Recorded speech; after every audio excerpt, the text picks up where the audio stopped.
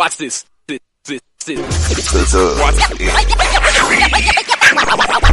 Next, football talk is a big hit. Sunday nights to Wednesday nights, we striking a match cause we lit. Y'all know the name, we call it the Dub. On Friday nights, it feel like a club. Getting that VIP treatment on the sideline, they showing us love. Great interviews, go hugs, put in work, go rub. Texas youth and high school talking to page on Facebook, hold up.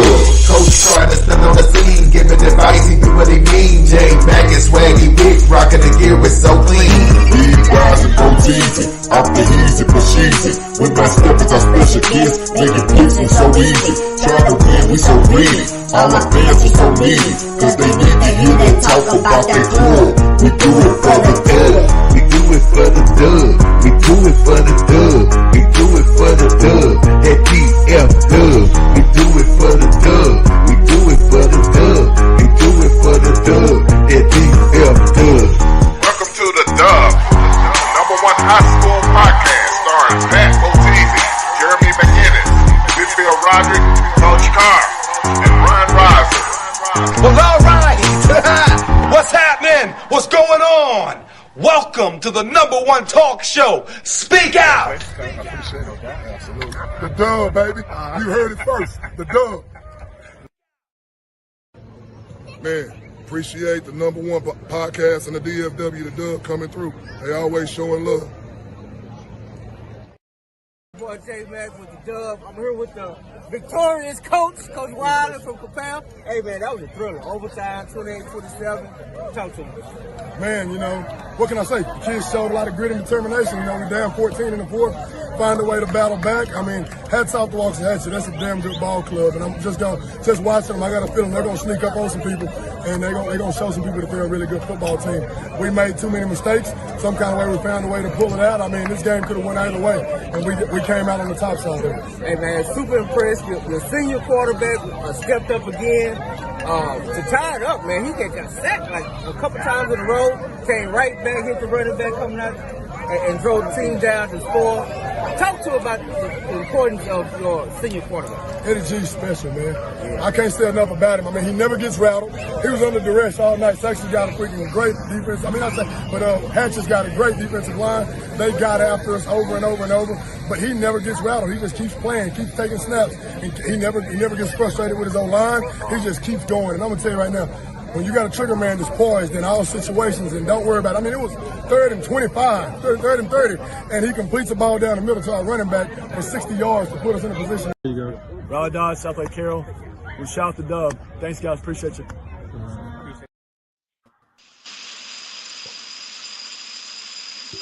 What it do? What it do? Yeah, you got some background, I think, man. Let's see. Background sound like you frying fish. Yeah, he out there frying fish, something going on. I had to mute you, man. You had a lot going on. Yeah, you got a lot going on. It's pretty loud. You come to the pre-show, you're going to have that problem, Jesse. It's like the long coming not prepared. Shit like that. Let us know when you ready, bro. Let us know when you ready. What's happening? Soon to be birthday boy, half a century, you old ass Negro. What's going on, Willow? What's going on, Coach? Man, stop. Don't say that out loud. Oh, man, I'm enjoying life, baby. You know what I mean? Just enjoying it. Happy to be here. Loving the journey every step of the way. You know what I mean? Just happy, man. It's been a beautiful life so far, man, and I'm excited for the rest of it, man. It's been beautiful, and just having an opportunity, man, to family, friends, and fellowship is always a good thing, man. I'm happy. So. Yes, sir. Yes, sir. Let's see if Jesse got his stuff right, man. Get any beats? Hold on. I need my other earphones. Okay, well, whatever that noise was, it's gone now. No, I just took my earphone. I'm gonna put the beats on. Hold on. I gotta do something. All right, I'm gonna put you in the background. Let me know when you're ready. Put me in the background when you're ready to go to work. Yeah, man. Yeah, you got a birthday coming up, man. Pat just had one. I guess we'll do a Dub Hang birthday celebration for both of y'all when Pat get back. Pat up there, you know, he out in Vegas, spending up all Dub money, you know. Yeah, because we never seen him cash out receipts, but it's all good. Bro. Yeah, man. So it's all good. Yeah, it's all good. It's all good. Yeah, he out in Vegas, man, doing his thing, man, having a good time, whatnot. So when he get back, man, we'll do a birthday hang for both y'all, man. I was trying to see, man. I was looking for an old interview. How are you, man? So you okay? Man, bro. Not really, man. You know, my Horns lost. Playoffs started. The Cowboys ain't in it, so I got to watch the damn Eagles and Redskins. They're not the Redskins, sir. They're the Commanders. They still the Deadskins to me, dog. I just, you know. How do you let what do you call it, an expansion team go to the playoffs before the Cowboys? Whoo, I don't know. Don't worry about it, man. It's all right. I don't know, man. It's Cowboy. We got a lot of problems, man. We got a lot of problems. I wish I could say what it is, but I can't. But did you know that Cowboys and the Texas Longhorns fans are the same people? Y'all some delusional people. It seems like they are the same team. I ain't gonna lie, it do. It seems like they pretty much the same. It's like they both set you up for disappointment. Set you up. How you feel about that, Jesse? Are you okay? It should be. Yeah, I'm good, man. Actually, everybody not trolling you. They should be trolling you so hard right now. Well, Longhorns and your Lobos took L's with them. Hey, man. Regardless, everybody can't win. They both had successful seasons. That's what we're doing. Everybody can't win. No, I mean, hey, we got to the Final Four. A lot of teams can't say that. If it was easy, all 120 teams would have been there. More victories, man. No, it ain't about more victories. Just, you got to take it for what it is. I want to win. We had opportunities to win the game. I think it was two big plays that kept us from it. You know what I'm saying? But other than that, it was a good game, man. Nobody gave Texas a chance. Oh, it's going to be by 40 and all that. Nah. They came and fought. They slowed down Ohio State offense. They one big play before halftime hurt. And that fumble. You know what I'm saying? But other than that, man, it's part of the game. You know what I'm saying? Jesse, tell you. It's different, man. Because I understand. Just turn your phone sideways, Jess. Okay. There you go. How about now? All right. So, I mean, at the end of the day, man, like I said, it's just, I was more mad about that Washington game last year because we was right there, saying and made a bad throw. But overall, like I said, I want to win the game, man. But, hey, it's a good season. We got to come back next year and try to finish it off. So were y'all closer this year or last year? This year. I don't know, man. And I say that because I don't know. And I say that because I think both times we would have gotten the playoffs in the championship, we would have won both times. I think we messed up with Michigan because we could stop the run. This year, we can stop the run. And y'all just basically our physical Washington. I wasn't even talking about last year. Well, that's what I'm saying. It's kind of hard. And this year, since you brought us up, we are national champions. So, and you know what? That's fine. This game between Ohio State and Notre Dame. Okay, well, and I think Ohio State gonna win it. Even if Ohio State wins, even if Notre Dame wins, best football is in the Midwest, baby. Okay, well, it wasn't best when the Longhorns came up to Michigan. Yeah, it is. The last 2 years, the best football in the Midwest. So with Texas came in the SEC, partner. So then y'all get blew out at Big Blue. Man, say what you want to say. Did y'all just lose to a Big Ten team? Yes or no? Yeah, we lost to Big Ten, but did y'all lose to Texas? What are you talking about? You don't have a seat at this table. I'm asking you. The last two times Texas and Michigan played, who won? Huh? The last two times Texas and Michigan played, who won? It don't matter. It don't matter. It don't matter. Who got a national championship? We got one too. When?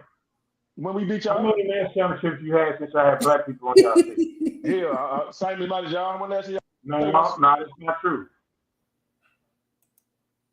That's not true. Oh man. The Lobos, I beat them up too. The Lobos. Come on, man. No, you ain't talking about the low balls. Who are you talking about? Yeah, I'm gonna beat them up. Hey, we beat the Soto, man. So at the end of the day, That might be the best thing to happen to you all football season. Come on. No, we like to. Go home. Well, okay, that might be the second point. So what's the point? Don't worry about it, man. Everybody can get that victory. And like I told you, man, the best football in the Midwest, we know it. You know what I mean? Ohio State ain't won since 14, and before last year, y'all ain't won since what? Are y'all the SEC champions? No, you're not. Oh, y'all the Big Ten champions? No, we're not. We beat the we're not the Big Ten champions. But you know what's interesting though about that whole thing? We beat Alabama. Did y'all beat Alabama? Yeah, we beat Alabama last year. Oh, y'all didn't beat them this year though. We didn't play them. They ain't won none. They lost to Oklahoma though. Oh, okay. Well, we beat Alabama. We start the year and the end of the year. That's great. Okay, and we beat Ohio State. So That's right great. now we beat Oklahoma too. Didn't they beat y'all? Who? Ohio State. Yeah, we gotta go see them out. We beat Ohio State. We beat them up So hold on. Who beat Michigan? This is about y'all. Did we beat Michigan? Y'all anger that y'all have, and I'm simply asking, don't bring Michigan to this. Did we beat Michigan? Yes. Where? Did we beat Michigan? Yes or no? Watching TV like everybody else. Did Texas beat Michigan? Yes or no? Yes, they beat the crap by out more of than 3 touchdowns. We skunked y'all. They drug us. They drug us. Exactly. And y'all So, planted the flag. And y'all planted the flag. Well, hey, enough said. No, I'll tell you something. You know what I said? Did y'all beat the Big Ten team? Did y'all beat the Big Ten? I'm not for the ride with Oklahoma. You're not gonna answer my question, are you? I don't. We beat the Big Ten team. We beat y'all. No, y'all didn't beat Ohio State. We beat the national champs. We beat the national champs. Huh? Are y'all sitting at home with us? Hell, everybody's sitting at home. Just one more team left. Not everybody. Big Ten ain't. But you sitting at home with us, right? Nah, we doing something. We working out. We get ready for next year. Okay, good, man. Y'all active in the portal, get your kids ready. You know, go have a great season, get to the second round. You know, maybe next year you get to the final. Hey, is Michigan playing tournament ball yet? Y'all been playing tournament ball. I don't care what we play. So, we talk about the Wolverine, man. Yeah, and I ain't talking about. We talk about the Wolverine. I ain't talking about SED. What you want to talk about? The University of Michigan Wolverine? Nah, that's what I said. Hey, the only Wolverine that's winning is SED. The national champion? Oh, the national champion? You talking about them? Did we beat them? Huh? I don't know. Did you beat them? Did we beat Michigan? Yeah. Did we beat them by 30? I just admitted to that. Why do you want to keep bringing that up? You're saying, man. You talk about the Ohio State. You like Kung Fu Kenny. Say, man. Y'all finished? I'm done, man. I'm done, man. God damn. I don't know why I'm arguing with a team that didn't make the playoffs. Hey, here you go. I don't know why I argue with a cat that can't win a national championship or We got one too, just like that. Mm-hmm. How many y'all got? We got more than y'all. How many y'all got total? And we're number one in winning percentage. And all the college football. When last year y'all beat Texas? You asked me to what you gonna keep asking me a question that you know the answer? I'm just talking like you trying to. You asked me last time how many national championships we got. I said we got more than y'all. I don't know. And we got more than y'all with black people. We got 4. We got 4. We okay, yeah, we got 13. But that's not your fault. When last year y'all beat Texas? Say, man. And post segregation, we got it. This is what y'all gonna keep doing. Be quiet. This is what y'all gonna keep doing. This is what we gotta go through. No, we don't. That's it. It's over with, Coach. Carry on. Next question. I'm gonna hook my horn head on, man. That's fine. I'm gonna hook my horn head on, Doc. Woo, man! I tell you what, man. Let me start on something else, man. Good Lord. Speaking of Big Ten, right? Big Ten, Penn State, they did play Notre Dame.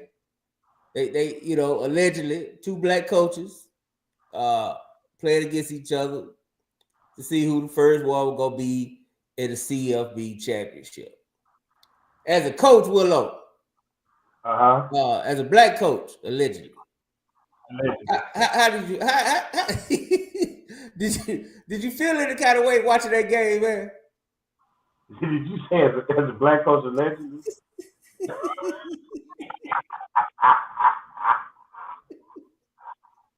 I didn't even hear the question after that. After you said allegedly, what's the question? I'm just saying, man, how I feel watching that Penn State and Notre Dame, with two black coaches playing to see who's gonna be the first black coach allegedly in the CFB championship. Well, I don't even think I saw it as that, man. That was just a really good football game. You know what I'm saying? Like it was. I never went into it and said I wanted to watch the game because it's two black head coaches. Nah, it was like whoever went, right? You know what I'm saying? And you excited about that. So that's dope in itself. But the game itself was a really, really good game. You know what I mean? And I thought the way they went back and forth and I thought Penn State, oh my goodness, like they balled. Them running backs from Penn State could play. That defense was playing. That interception by that big DN. Oh man, that was amazing. And that was a good game, though, man. It was whoever had the ball last. And too many interceptions. I think that last interception hurt Penn State. You think that last you talking about with Penn State? Yeah, did Penn State throw the interception at the end of the game? Yeah, that's what I was gonna say, man. That field goal to win it, right? Yeah, and that was like I want to say that was the quarterback like second interception of the whole year. Yeah, but he had two in that game, right? Yeah. Yeah. The one where he threw across the middle. And see, that's the thing, like you almost can't fault a kid like that because rules tell you don't throw the ball across the middle late. You know what I mean? At most, you run a timeout and y'all go to overtime with a chance to win it. Right then, it was about getting the first down and keeping it clean and moving the ball and try to get a first down. But to gamble, I don't think he needed to gamble in that situation. I think it was more of, okay, I can't hit the shot. Either I'm going to take the sack or try to scramble and get 5 or 6 yards. But that interception was costly. You know what I'm saying? Yeah, it is. It's the type of foolishness you deal with when you try to talk college football and no doggone well, I don't nobody really want to hear about college football. But we here for J Mac, Ravonda, so he calling everybody allegedly. He called me once. Well, I'm just saying, I said allegedly because I was gonna get to it. Because a lot of people was kind of making a big deal because ESPN asked Coach Freeman about being, the first black coach to coach it, and for some reason he's getting praised just because he wanted to give credit to his team and all that, as if he was saying he wasn't black. And I was just like, I just said, huh? Are you saying he's not black? No, I said that's how people were saying it on the internet from his answer. I don't think he, I call him Tiger Woods. You know what I'm saying? Do we call Tiger Woods black? We definitely call Tiger Woods black. He was black. He was black. Him and Earl was part of our family. Well, I guess Freeman was black, but wrong. Listen. What they say in Louisiana, if you 1/4 black or 1/10 of a man, so he got any ounce of black in him, he black, according to the people. Yeah. I mean, hey, I just say allegedly because I don't know. I didn't know. I don't know if he's black. I know he definitely mixed. So if that makes you black, then they said they'd be in touch. Okay. So is Todd black or he allegedly? No, Todd is what Charles White collar. Todd a ninja. Nah, I'm colored. I'm covered. I don't know what y'all talking about.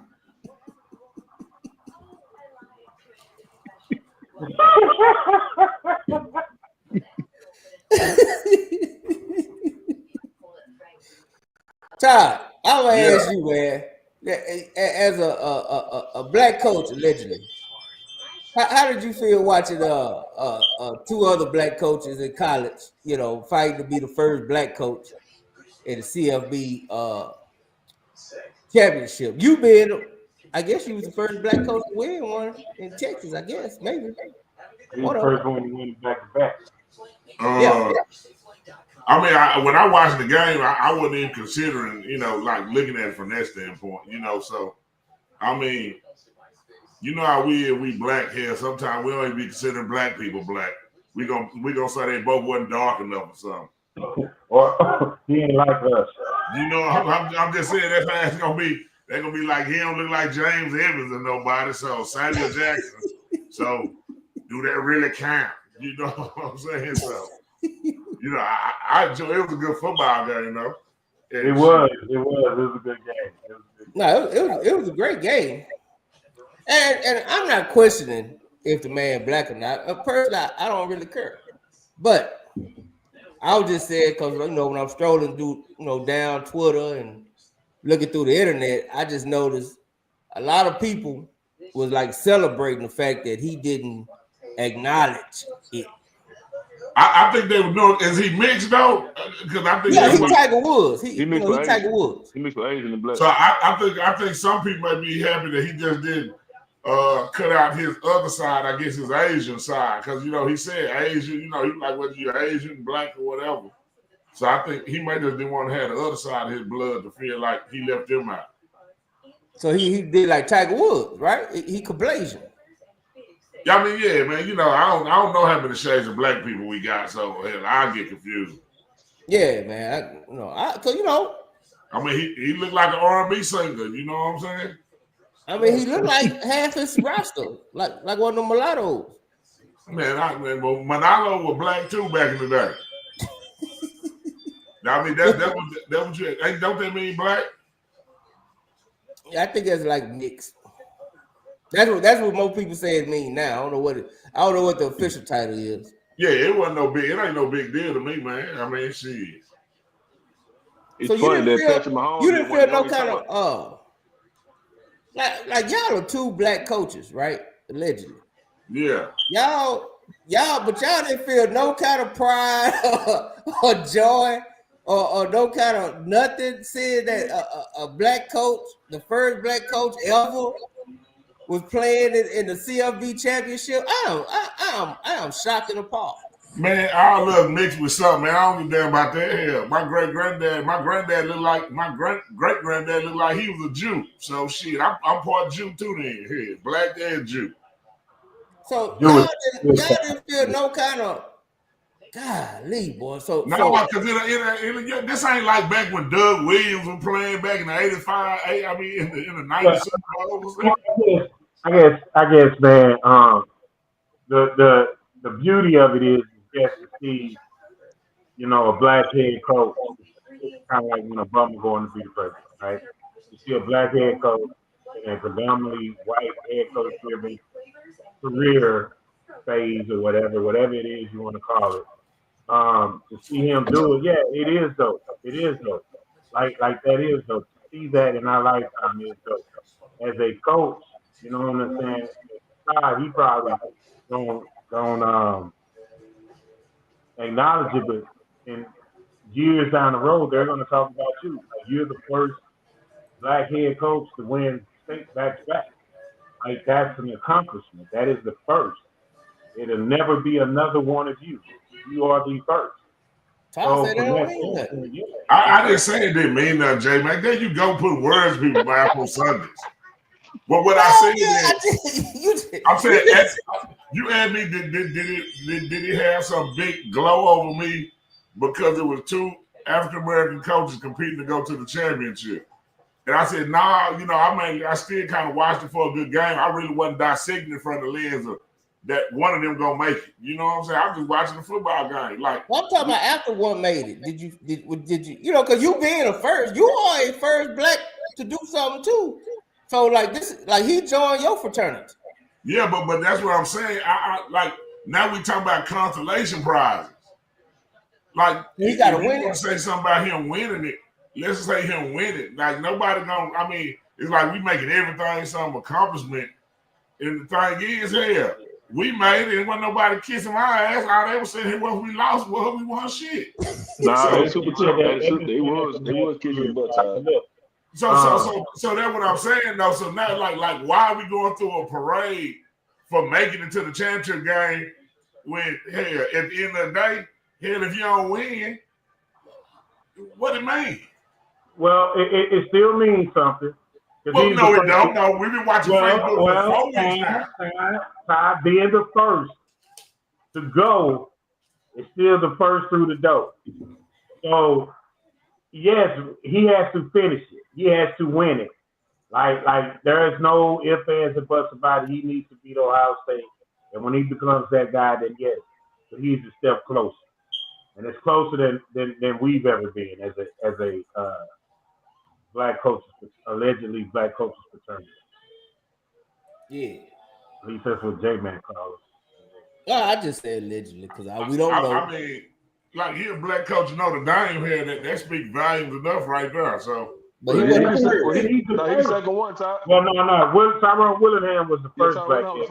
No, I didn't say he was the first. I said he was the black coach at Notre Dame. I know Tyrone Willingham that left Stanford and went to Notre Dame. I know that story too. They didn't treat him right. Yeah, no. You're right about the fact that he's just a black head coach there. That's dope. I mean, I want to talk about some other allegedly black coaches. How y'all feel about the NFL, man? The way New England did Gerard Mayo after 1 year, and the way the Raiders did Antonio Pierce after 1 year. Well, I thought Pierce gonna get up. Well, yeah, it was shocking to me, man, because I don't know. I didn't really feel right about Mayo. He just didn't look right in New England anyway. Like, to be honest with you. And then you see how fast they hired Vrabel, so they let you know where they was out going. And hell, the owner came out and said he wasn't even put in a first situation.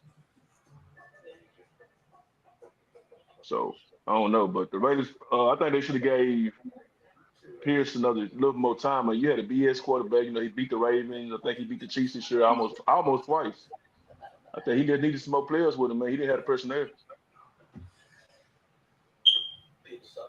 Well, I mean, do y'all think it was fair, or is it just business?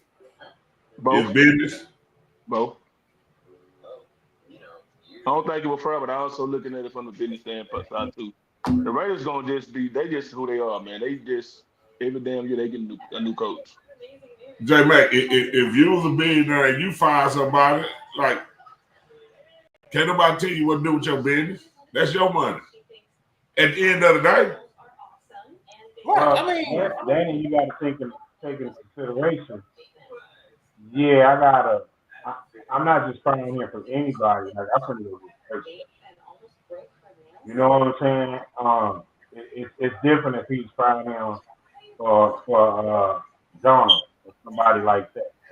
You know what I'm saying? He's going to get the player and the coach who is the NFL coach of the year. You know what I mean? Who took his team to AFC Championship. So it's not like he's going to get somebody that's not better. Sometimes there are jobs that you can't take, and we always talk about them. But for Mayo, he has to take this job because there's no way around it. But if you're following a legend, you know, it's hard.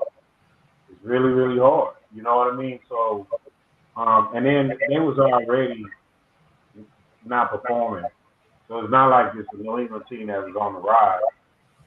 You know what I'm saying? They don't have 2 quarterbacks in how many years? You know, so they're on their 3rd coach in how many years? 3? So what are we talking about? I don't know. I mean, I just think it's, you know, I think with the New England thing, I think they just, and really both of them, maybe they just feel like they made a mistake and they didn't want to ride it out. I mean, but at the same time, If Mike Tomlin was black, everybody be talking about he need to be fired. If he was white, they be talking about he getting fired. He getting some good treatment to continuously being subpar. Yeah, but that's just the Steelers' nature, though. People always try to get rid of something at the end of the year. I'm just saying. So it go up and down. Like it's it ain't even, but it's better than what it was. They just NFL period. They get rid of catch in a minute, though, man. Shit. Yeah, the line. I think it shows where we at now, right? Like we wanted equality, so now we getting equality. We getting hired and fired like everybody else. I mean, it's hard for me to find a way to tell somebody what they supposed to do with their own money, but can't nobody tell everybody who's critiquing people how to do shit with their own money. Like if you own the company, like you telling Jerry Jones what he can't do and how he's stupid, man, go get you $1 billion then. Go buy your Cowboys. Just don't show up. I mean, or however, he's still gonna be rich. I get it. Just don't show up though, because this year people showed that they stopped showing up. Man, they ain't sure. Man, still making money. He's still gonna be number one franchise. The season's empty as hell though. Shit. I think that's the only way you talk to a billionaire. Anyway, that's the only language he understands. Is if the numbers start going down. Yeah, which it ain't. Went down. I don't know how far it did or didn't. But I know a lot of people, man. Nobody watching that shit this year, bro. I'm saying, but if you really look at it based on the record, this was one bad year. They were 12-5 the other 2 years. 3. No, I get it. But I think the thing what people were looking at though with that time was that we go out here, you get smashed by the Packers and you don't do nothing. And you start just selling a bunch of dreams on what you're gonna do and how we all in and don't do nothing. You go get a bunch of third string guys, bro, and it just Are you a Cowboy fan? Yeah, I'm a Cowboy fan. I'm gonna tell you something though. I'm gonna tell you what it was that really raised my eyes though. Opened my eyes though. When I was listening to Dez Bryant talking on the podcast, and I was listening to T.O. And I also listened to Mark Cuban. And they always looking at the fact that how Jerry Jones sell his dream about how he want to win the Super Bowl, but then what is he doing to do it? You see, you ain't doing a great job as a GM by getting the personnel you in the way. So if it's really about trying to win, and you knowing that you're not being the person to do that, even though it's your team, why not remove yourself from the situation and put somebody in there? Jerry want to make it about him. Okay, so answer this. I mean, I can see anybody that's a billionaire that pay. If I pay $1 million or something, I can make it about what the hell I want to make it about. You're right, but my point is and they also come to repercussions, and nobody ain't got to support either. What I'm saying is this too. Okay, how long you been a Cowboy fan your whole life? I've been one all my life. Then how old are you now? I'm 41. You 41. When last time you saw the Cowboy win the Super Bowl? When they beat the Steelers. What, 96? I was living in Butterbean, yep. I remember so what you all is, you one of them people that wake up every football season when they start over and say, the Cowboys going to the Super Bowl this year. You know what, Todd? This year I didn't. So it took you 25 years to realize not to. It did, because So you sound like a housewife whose husband cheating on her and in her face, and she don't believe it. Well, what it was, I had to accept it for what it was and see it with my own eyes. See, your own eyes been looking at it for 25 years. I get what you're saying. What you asked me a question, I'm answering. I'm telling you what it was when I started realizing, started paying attention and listening to former players. Also, other businessmen speaks about it, and then when I see we get an ad kick against the Packers, you don't go ahead and do nothing. Then you tell me we can't get Derrick Henry because you say he's too expensive, but you go ahead and get Zeke and 2 more other guys for the same amount. Like at that point, it's like, man, hell nah, you spit in my face now. I mean, I feel you. I just never understood why y'all get so caught up into these damn professional teams anyway. You're right. You're right. And every Tuesday they gonna get their check. You absolutely correct. But they can be a millionaire, do some dumb shit, but a high school coach, y'all ridicule. Get the hell out of here. I don't want to hear that shit. Hey, man. Everybody get this smoke. What's up, Mark Henry? What's going on, homie? Man, all the fans gonna get it too. Maintain it, man. You know what I'm saying? Still chilling, man. What's up with y'all, boy? Coach Todd, what it do, baby? Man, I'm just chilling, man. Listen to all these boys. They Cowboy fans for 30 years before they realize they don't want to be their fan no more. I ain't gonna. Hey, man. Yeah. Hey, I ain't hey, talking y'all about are the fandom. I Cowboy just said I fans just stopped damn caring. as long as them women that said Bill Cosby drug raped him 40 years before and then press charges 40 years later. Get the hell out of here. Nah, I just stopped watching motherfuckers here. I just started paying attention to soccer. Now you gotta watch it here, I bro. can't win it Your either. son right there. He ain't talking with. I can't win it either. Hey. Shit. Yeah. No. We win it. We just ain't. We ain't won the final game. Bullshit. You know what? Now we winning. We just ain't won the final game. Shit. Nah, we're not gonna be lumped in that category. Yeah, no. Hey, man. As Willow always say, you're only as good as your last game. Shit. Now everybody. Like, the difference is everybody last game at a different time. Shit. Like you ain't finna compare Texas. Yeah, you ain't finna compare Texas season. Them people last game when there ain't no more games to play. Like you know, like I know everybody mad Texas lost, but like don't compare their season like it was. They just went to a bowl game and that was it. Like they made it to the semifinal, they made it to the 5th round of high school twice and lost. Okay, they lost to Ohio State. Who they lose to last year? Washington. They lost to Washington last year. Man, goddamn, y'all, shit. Y'all I don't complain about that. You going to the Final Four, it's a successful season. Now, during which that game, if you know, you got to call it like you said. What bring me, Mark Henry? Yeah. What did you think about that Texas game, man? I ain't saw your opinion about it. I ain't seen you write nothing. So maybe this might be exclusive, man. We finally get Mark Henry's opinion about the Texas game. I mean, I think we left points on the board. You know, anytime you get inside the 5, you got to punch that thing in. You know what I'm saying? One thing I do know, man, it's hard to make. It's hard to get in the shotgun in short yardage and expect to move forward. Exactly. You know what I'm saying? It depends on your personnel. You know what I'm saying? I think, you know, in hindsight, you know, we can always say what could have happened. But, you know, we got guys that's, you know, that's going to the draft this year on the offensive line, and we couldn't move 3 yards. You know what I'm saying?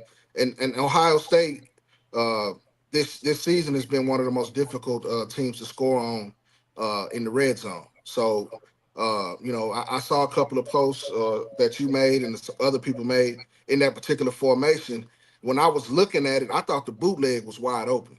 You know what I'm saying? Right. And you got who I think is a first day draft pick in Gunnar Helm, or second day draft pick in Gunnar Helm. That's a red zone threat. You know what I'm saying? I think he didn't get used enough. You know what I'm saying? And I think that's where you go with that down in the red zone is you got to push those guys around. You know what I'm saying? If you know, the reason that we made the move to the SEC was to prove that we can play big boy football, and we didn't play big boy football at the time that we should have. You know what I'm saying? And it's not all on Quinn Ewers, you know, people blaming him and stuff like that. Yeah, they all made mistakes, but you know, I honestly, what I take from the game is how well our defense played. Yeah. You know what I'm saying? Like the defense played well enough for the offense to win the game. You know what I'm saying? I thought that, you know, coming into the game, the big to-do was about covering the receiver from Florida. You know what I'm saying? And how we were gonna match up with him. But I think, you know, Texas on paper, if you go and look at it, we had one of the best defenses in the country the whole season. You know what I'm saying? So I think the defense played well enough for us to win offensively. But, you know, it's just about we didn't execute at the time we should have executed. You know what I'm saying? Because, you know, before the game before that, Ohio State's offense ran roughshod over Oregon. You know what I'm saying? And I think that the Texas defensive staff called a great game. You know what I'm saying? So, you know, I think we have to look at that. We should have moved the crowd a little more. You know, maybe they didn't see certain looks. You know, I didn't agree with the pitch. You know what I'm saying? Where you got him lined up 5 to 7 yards deep, and then expect him to make that up. You know what I'm saying? And it's just a thing where the play call didn't match up for the situation. And we actually got lucky because they had 2 PIs called right at that particular time. You know, should have been 3. Should have been 3. Yeah.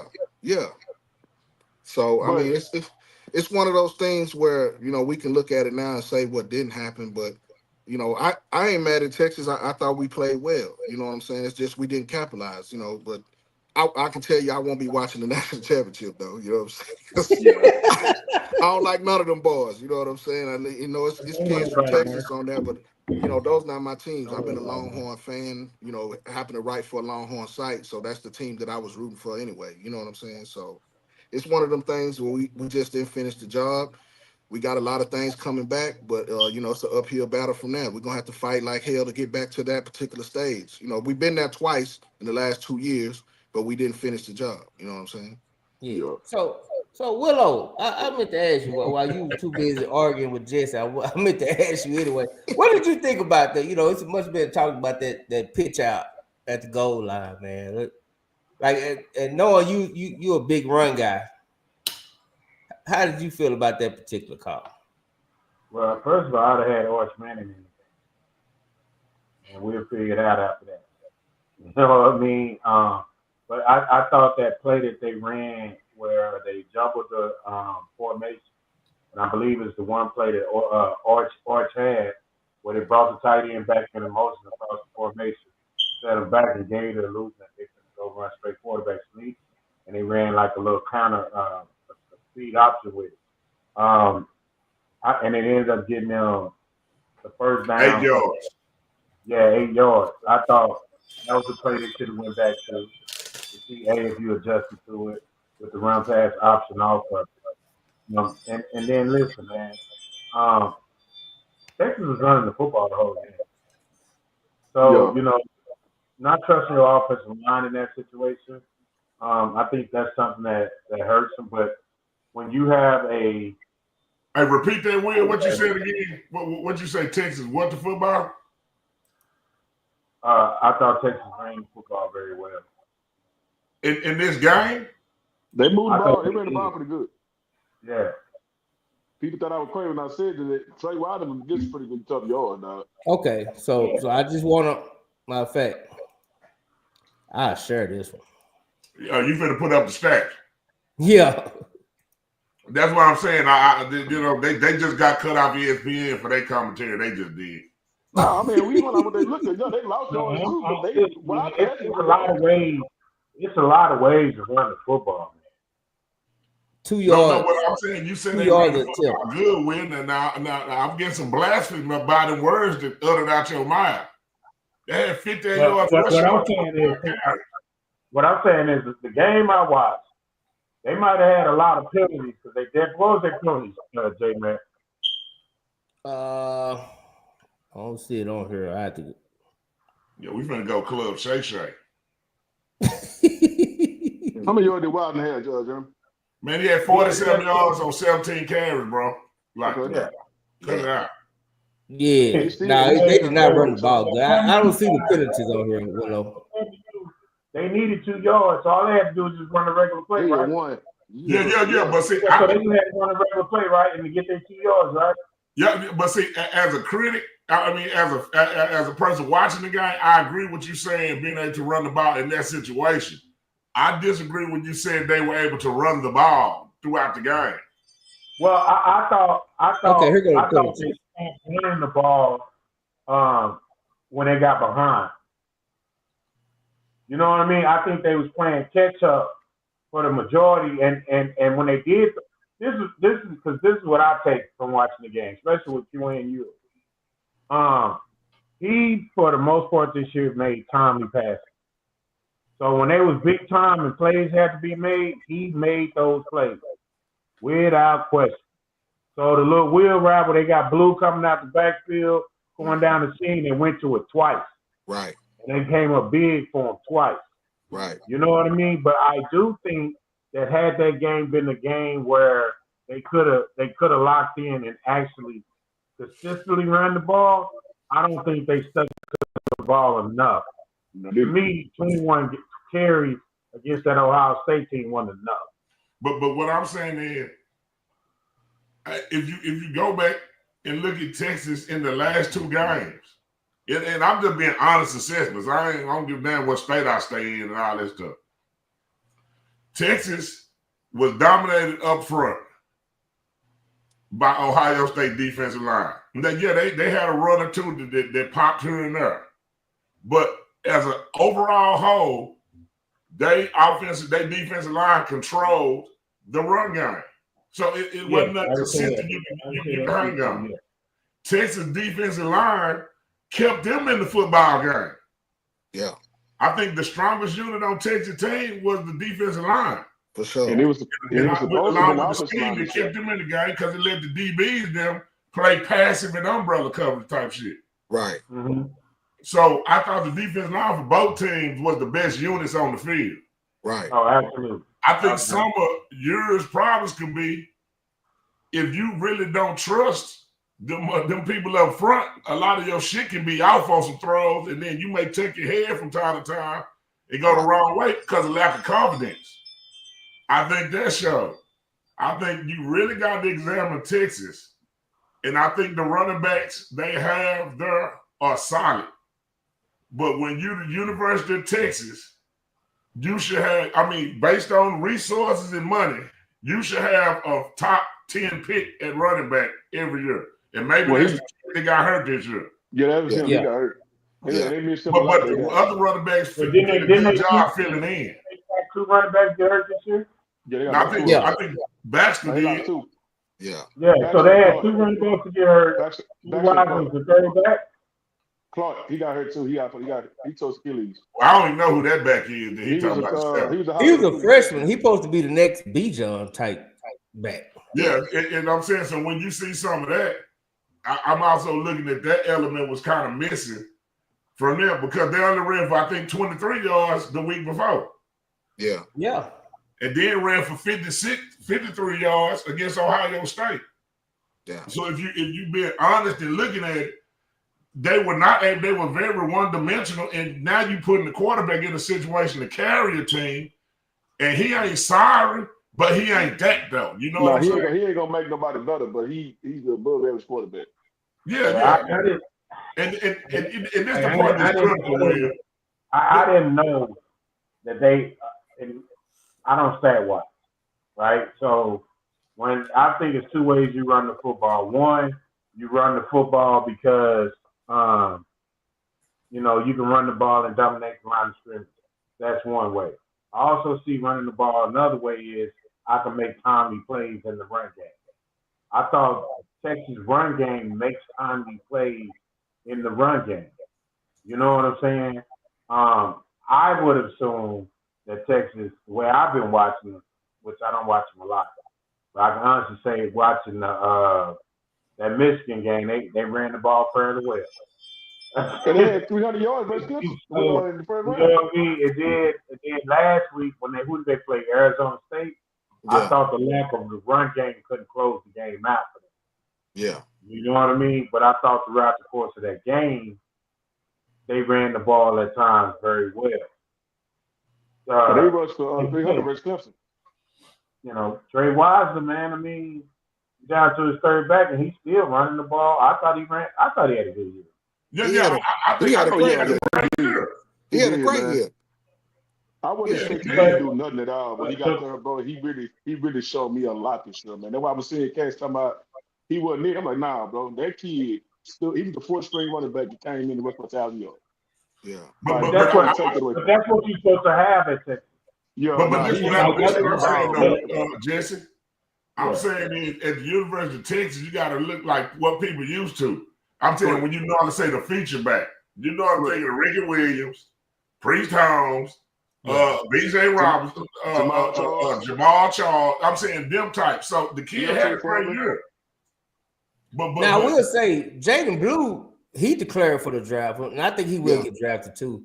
Yeah. But I do think Texas should have had more, I guess you could say big backs. If you want to say big back, you can say kind of a big power backs in their stable.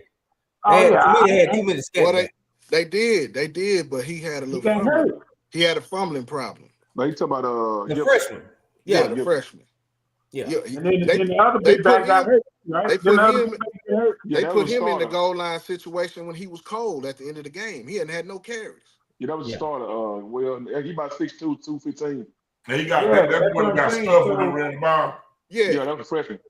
Yeah. So that's what I'm saying. So you have, to me, if those, it's like South Lake Carroll. You had to do what you had to do with what you got. You know what I'm saying? And for them to have the ability to generate that type, a 1,000-yard receiver and your fourth team running back, like that's amazing, man. Like that's damn good recruit. You know what I'm saying? So yeah, they have them on that roster. It's just they injured or for whatever reason. I'm not gonna say damn good recruiting, because I mean you in Texas, like everybody supposed to be cold. I mean, ain't nobody recruiting on the side, no. Nah, everybody was cold. How many times did Texas bust during the era of Mac Brown? Benson too. You say what happened? I said, how many times did Texas bust on talent? Like guys that they signed that you say, oh, they supposed to be cold and then paying out. Oh, they start busting with them mainly in the later years.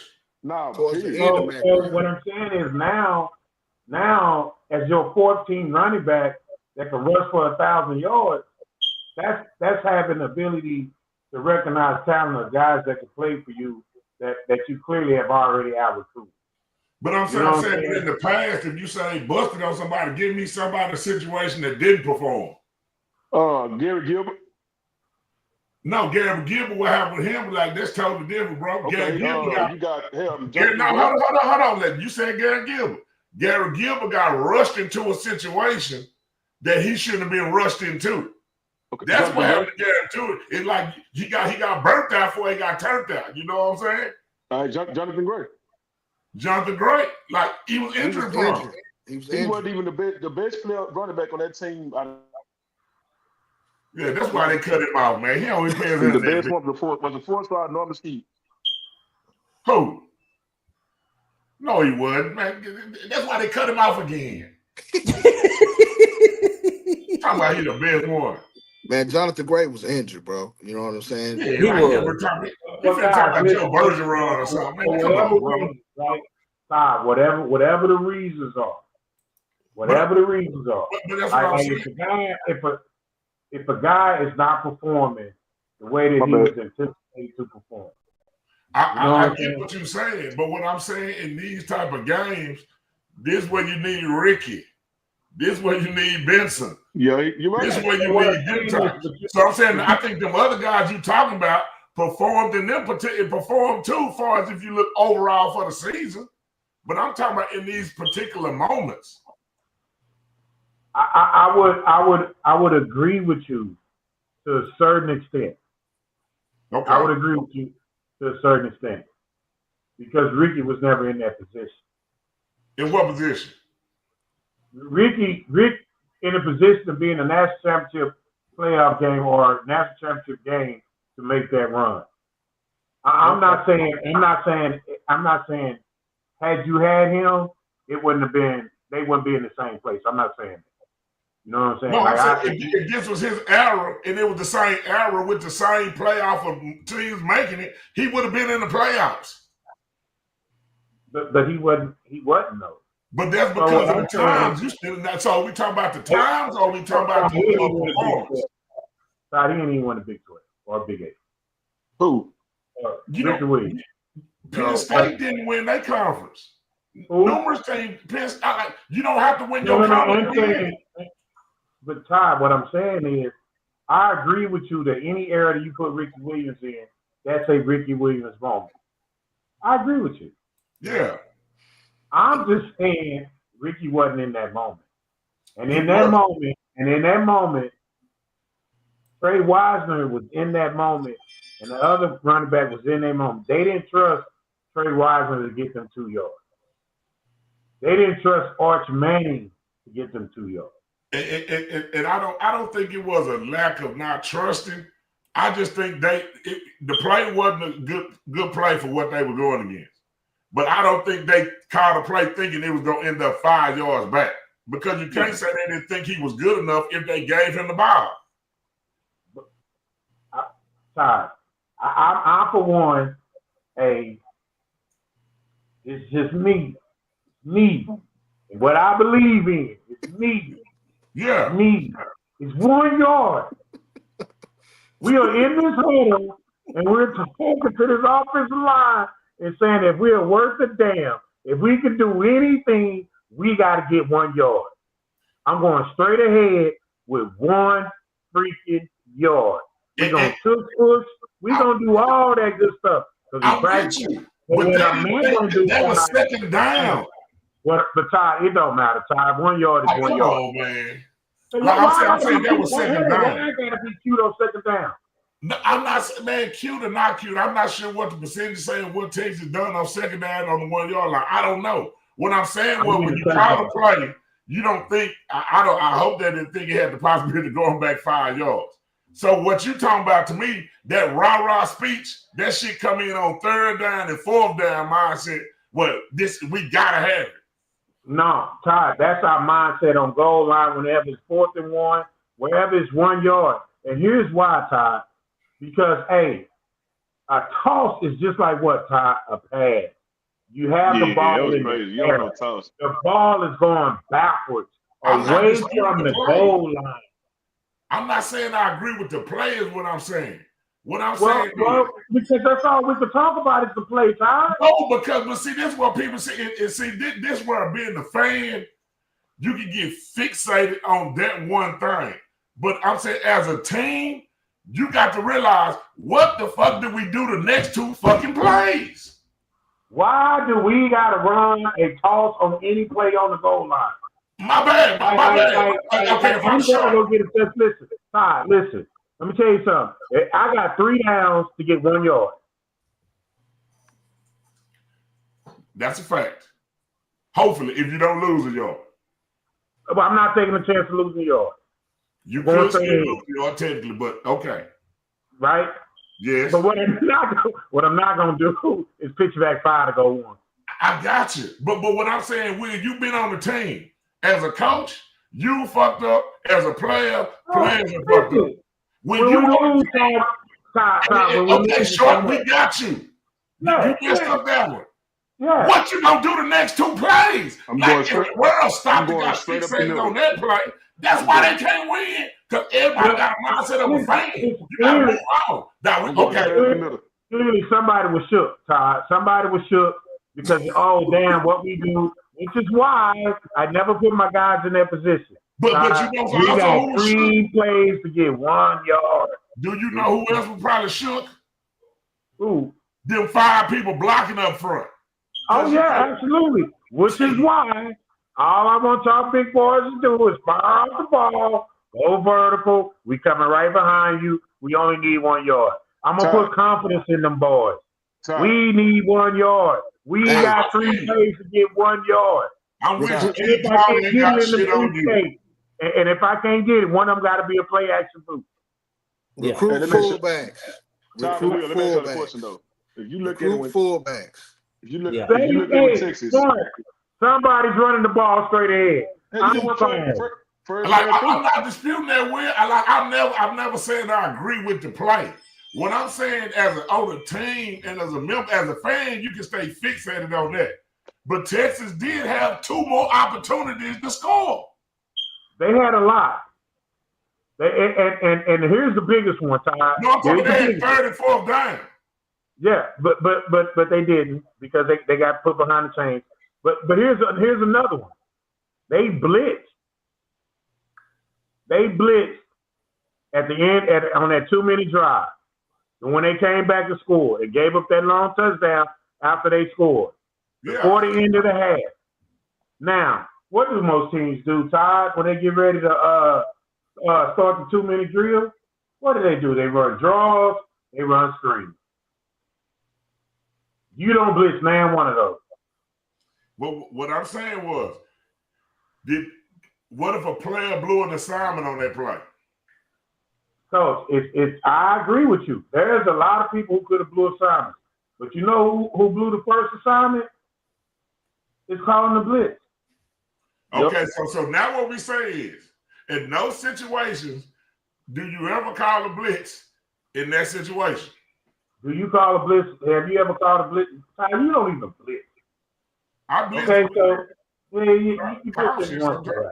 Like you might call a blitz maybe less than 5% of the play call. Right? No, so I'm more than that. But neither here nor there.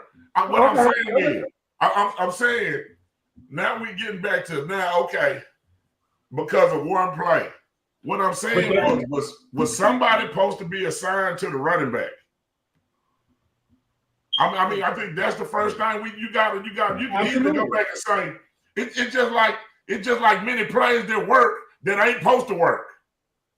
You don't go back and say if you go back and take this shit back and it don't work, like somebody had an assignment. But you have to talk about you know, just like anybody else on this thing, you know more than anybody on here. So you know that in the course of a game that's as big as that it always comes down to 1 or 2 plays. Those are the plays we're gonna talk about. Yeah. Okay? That's one of the plays we talk about. One of the other plays we talk about is on first down. Ironically, those are 7-point screens. It was. They could either tie the game up or put Texas up. Yeah. So I think you didn't want Ohio State to score at the end of the half because that was your chance. Texas got the ball back coming out of halftime. So that's their chance. Got the ball back. Who got it? Ohio State, Marco? Ohio State got the ball back. That's something that people ain't talking about. So now, once they score, boom, they go back up. Now you down, Texas. Right. You know what I'm saying? So I think I'm gonna take a play from your book, Will. Huh? Through all that, they ran the 75-yard screenplay. Did Texas still come back and tie the game up? They did. You're absolutely correct. But that screen. So that shit, I don't hear that shit no more. You're absolutely correct. But I'm gonna tell you, the biggest play I think that people don't talk about a lot that was missed was that throw that Quinn Ewers missed on that 30-12. The key was wide open, bro. And you tie that 14 at that point. You make that throw, you go and extend the drive and continue to because you have the momentum. So now you pointed back to Ohio State. They went on that 13-play drive. I mean, at times, like people say, when he took his first 2 sacks, I didn't so much think that was on the line. I thought he stepped up and still pocket. Did he miss some throws here and there? Yeah, he missed some throws. I think if you go back and evaluate that football game, especially from Texas' offensive side, you're going to see a bunch of execution errors all the way across the board. Starting with the O-line, moving to every other spot. Yeah. And Texas, you got to realize, people talk about Texas passing game so much and this, that, and the other. Texas backs have been a big part of their passing game. And if you look at most explosive teams like that, the backs ain't going to be that high priority, which means you've been doing a lot of check downs the whole year type shit. Right. And swing passes, and shit like that. You know what I'm saying? So, Texas wasn't ever explosive as everybody made them out to be. Did they have potential at times? Yeah. But they just wasn't explosive like everybody made them out to be. Not against a good, solid team. Well, they got their backs involved in every game. That's the difference. You know what I'm saying? Yeah. That was the difference is they got their backs involved. You know what I'm saying? But that screenplay at the end of the half was it ultimately gave Ohio State an extra possession in the second half. Yeah. You know what I'm saying? So you got to look at it from that standpoint when they score quick like that. That because Texas had all the momentum going into the halftime until that big play. And that gave them extra possession going in the second half. You know what I'm saying? Because when you say that, that's why I be telling cats now, you got to talk about, even though Ohio State won, what about the 2 busts on the wheel routes they had? Well, one, he just got beat. The other one was just a flat-out bust. Nobody took the back. So I'm saying you can either go back and say, well, that play shouldn't have been there, take 7 off the board. That's what I'm saying. You can't play the take back, add 2 game. You got to just roll with what it is. Right. When Texas had a chance, they had a bad play call on second down, and their next 2 plays were ineffective and didn't score no touchdown. That was it. I mean, but you got to think at Texas. On the other hand, they knew that they left a lot on the table in that game. There was opportunities they had, and then coming down to the end of the game, it's a game that they should have won. If you look at it, they had all the momentum, and like I said before, the defense kept them in the game to win it offensively. But everything come down to execution. Y'all know that if we don't execute, then it don't matter if the play call is good or great. If we don't execute the plan, then none of it works. You know what I'm saying? You gonna have to hope they bust assignments like they did. Absolutely. Yeah. If we don't execute the game plan, you can put it and write it in cursive and put it in any kind of language you want. But if the players don't execute the game plan or execute the play, then we don't win either way. You know what I'm saying? Yeah. But it was a decent game. Yeah. It was a good game. I feel like that was, a lot of people think that was the real championship game, but I don't want to discount Notre Dame like that because, hell, Notre Dame beat Georgia. So, yeah. But you know what? This will be funny, though. Is I like reading how everybody be talking so bad about, like the players. This should be funny. And they get paid now, so you really can talk about them just like they grown. It don't even matter no more. But the thing is, people be like, oh, you're gonna be a career backup in the NFL.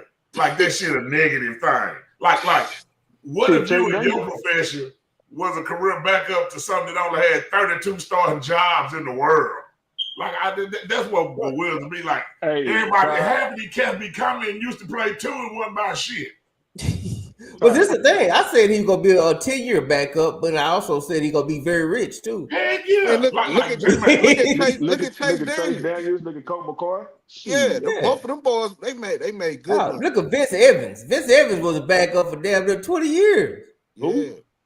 Vince Evans. Y'all, that's probably a little too old. I'm probably a little too old, y'all. I'm going back too far. Hey, Will. Gary Kubiak. I did just like I said, Will, you know what? Your son going to the league, but he gonna be a 10-year backup at quarterback. Is you tripping? Nah, I'm happy for him. That's called security. I would feel like lifetime security. Because you still gonna sit there and come out of there and make it about 40 mil. Right. You know what I mean? And then their body not as beat up as the starters. It ain't beat up. Right. Then they gonna get in the culture or go chill because they're hanging out with one or be on TV. You know what I'm saying? On TV. And you're gonna be the most popular player on the team. Because the backup QB is always the most popular player on the team. You gotta know how to play the game. All you gotta do is get in there and go play good for 3-4 quarters a year. Yeah. In preseason. Yeah. That's it. They just gotta know how to be player about the game. You know what I'm saying? Yeah. Understand what they're supposed to be doing. Yeah, but I'm real tired saying because people try to say that as an insult. When I say it, it's like that's a compliment. Because to be able to be in the league, period. Look at Jason Garrett. Jason Garrett did the same thing. Tyrod Taylor making a career. Yeah. So you're a huggaboom. Yep. No, I'm telling you. So yeah. Jokers wish and pray they could get paid millions of dollars to just go to class. Right. Yeah, have a product online. Chilling. You know what I'm saying? But I get that. I don't understand the criticism on Quinn. I don't think he a stud or superstar or nothing, but I think he's solid. And I think, like I said, he's gonna get drafted. He's probably gonna be in the league for a long time. And he's gonna lead the league he gonna leave. When he leaves the NFL, he's gonna be very rich. If he don't want to do nothing else no more, he ain't gonna have to. Yeah. So he gonna be rich when he leaves college. Yeah, he rich now. Yeah, I'll go to Oregon. You know what I mean? But no, he got money now. He's been a long one, man. I was never too high on Quinn because I thought it's not the only thing he was good. I thought he was overrated. And I think when I was looking at people trying to convert him on the recruiting standpoint to Vince Young, I'm like, nah, bro. Like, I'm just arguing with other Longhorns saying, oh, he got 1,000% recruiting right now. They're like the only person since Vince Young. I'm like, nah, bro. Like, he's not that dude. And I'm just saying that when I saw him at South Lake Curl, he just never stood out to me, even when he was at Curl. He was just a typical South Lake Curl quarterback that put up good numbers. I didn't really think that he was just that guy like that. Hold on. They said, they were like he was gonna be Vince Young. So basically when they do recruiting, they go off for a certain rating. Well, he was the highest rated recruit. Yeah, highest rated. Right? Basically, he was the only one that got 1,000 like Vince Young. I'm like, they trying to confirm like he was going to be the next great like Vince Young. I'm like, I didn't see it. You know what I'm saying? If you look at it, is he in the modern era? Is his production, as far as what the team success, been one step up underneath Vince Young? One game less than Vince Young. If you look at it, you can call him Cole McCoy then. Yeah, I like Cole better. I mean, I like but Cole was I like Cole 3-star. McCoy too, though. Cole was 3-star. Cole wasn't no 5-star. But I'm saying, saying all of those are evaluations, though. You got to look at it from an evaluation standpoint. That's somebody's opinion of an evaluation. You know what I'm saying? That's all that is. But when I see Quinn Ewers, I think of Jay Cutler and I think of Jeff George. Those are comparable quarterbacks to me that was at the NFL level. They got the strong arm. They can make the throws in the space like that. And when I see Jay Cutler and Jeff George, that's who I think Quinn Ewers is comparable to me to. You know what I'm saying? Oh yeah, for the quick release. For the quick release, right? Yeah. And the arm angles. And that's what I say, man. When they talk about this recruit stuff, bro, like a lot of times, you can watch players and see who gonna probably be good next level, who not. It's not really out about stars and all this stuff. What it's at high school. Like for example, I remember here they didn't even have. I think Jackson Smith-Njigba was probably one of the best receivers I've seen in Texas, probably up to this year with the Corey and Gibson. But he was probably the best receiver I've seen in high school football. But here, Texas in the offense, I think they had him as a 4-star. And I'm like, to see this kid run around, catching his hands the way he did, man. I'm gonna beat Allen by himself the way he played. Like, I ain't no way you can't tell me that this kid ain't no 5-star receiver. I mean, man, stars don't matter. That's what I'm saying. I don't. Yeah. That's my point. I don't. Stars really just get coaches more money. Like when y'all realize, like stars, man, that shit all about the coaches gonna get more money when they contract based on the evaluation. That's how somebody can sign with somebody and move up 2 stars. Yeah. Or when they get offer by them, they get stars by their offers too. Yeah. You know what I'm saying? It's just a thing where people don't understand how that works. You know what I'm saying? And you have to understand how that particular process works. You know what I'm saying? But you have to be educated as a parent on how to get the kids in the right situations to get exposure. You know what I'm saying? So it's all kind of things that go into it. You know what I'm saying? And just because you good and cold don't mean you still may not be a Texas receiver. Cool, right. That's true. Yeah. Your skill set may not be what they looking for or their strength of how they judging it. Right. Or they could be like, some people be like, you came from a pass happy Rockwall system where they just throw the ball around there and play. Right. If you watch them over there, they wasn't true. No. I mean, I saw him in person, so I understand what you're saying. I watched that kid a couple of times. I think my thing turned me on to him, and I watched that kid. They played Longview on you. I'm like, the way he didn't see that at the high school level, the way he ran his routes and the way he caught his hands. Like nobody can it was just the way you could tell he been training with a pro or something, man. Like that kid was different. Steph said Jackson Smith-Njigba was a 5-star on 247. Yeah, most people had him at the 4. I know Texas didn't offer that. I think because Tom Herman didn't offer. Yeah. That's the dude that said receiver at Ohio State. Yeah, he went to Ohio State. Now he at Seattle. Yeah, he's number 11 that year. Who he light up in the playoffs? That was Alabama, was it?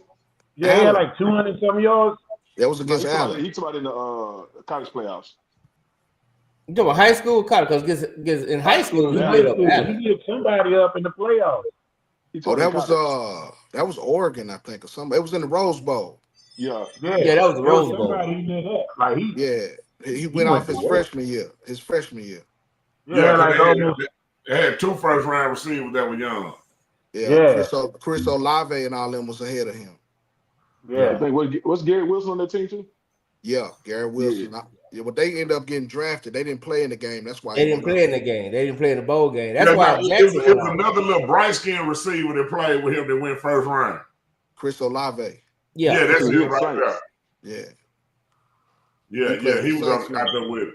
Went to the Saints now. Yeah. Yeah. So.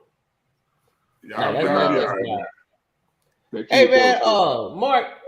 As a recruiting guy, so you see a lot of these guys going in, man.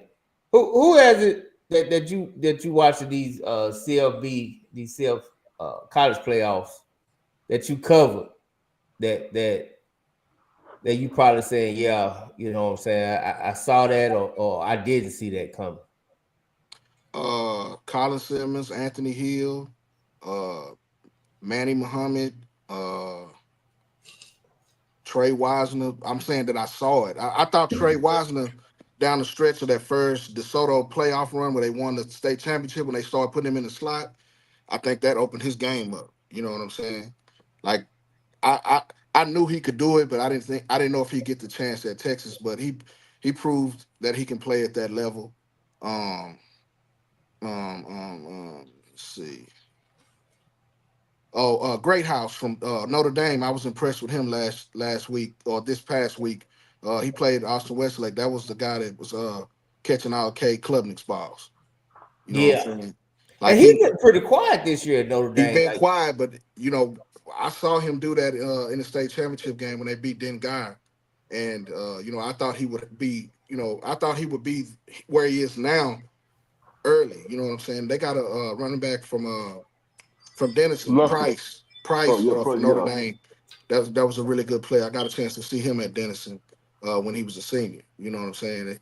You know, I think he this next year, I think he might take the next step where he'll get drafted. You know what I'm saying? But I think we got spoiled to seeing the Collins and the Caden Durhams because we got a chance to see him for so many years. Like we knew that this was coming, and they just have an opportunity to be on a national scale that everybody else is seeing it. Now they freshman All-Americans for a reason. You know what I'm saying? Right. So anytime that they came on a tube and I was stationary to watch it, I was watching it because we saw them early. You know what I'm saying? So it's good to see those kids playing on that big stage now, and everybody else in the nation is seeing what we've been seeing for the last 3 or 4 years on the high school level. You know what I'm saying? Yeah. Especially college, man. Especially college. I don't think people really understand how great that kid is, man. Man, I met Colin when he was a sophomore. He was playing with Big Smooth and Jordan Crook and all them dudes was on that defense. Yeah.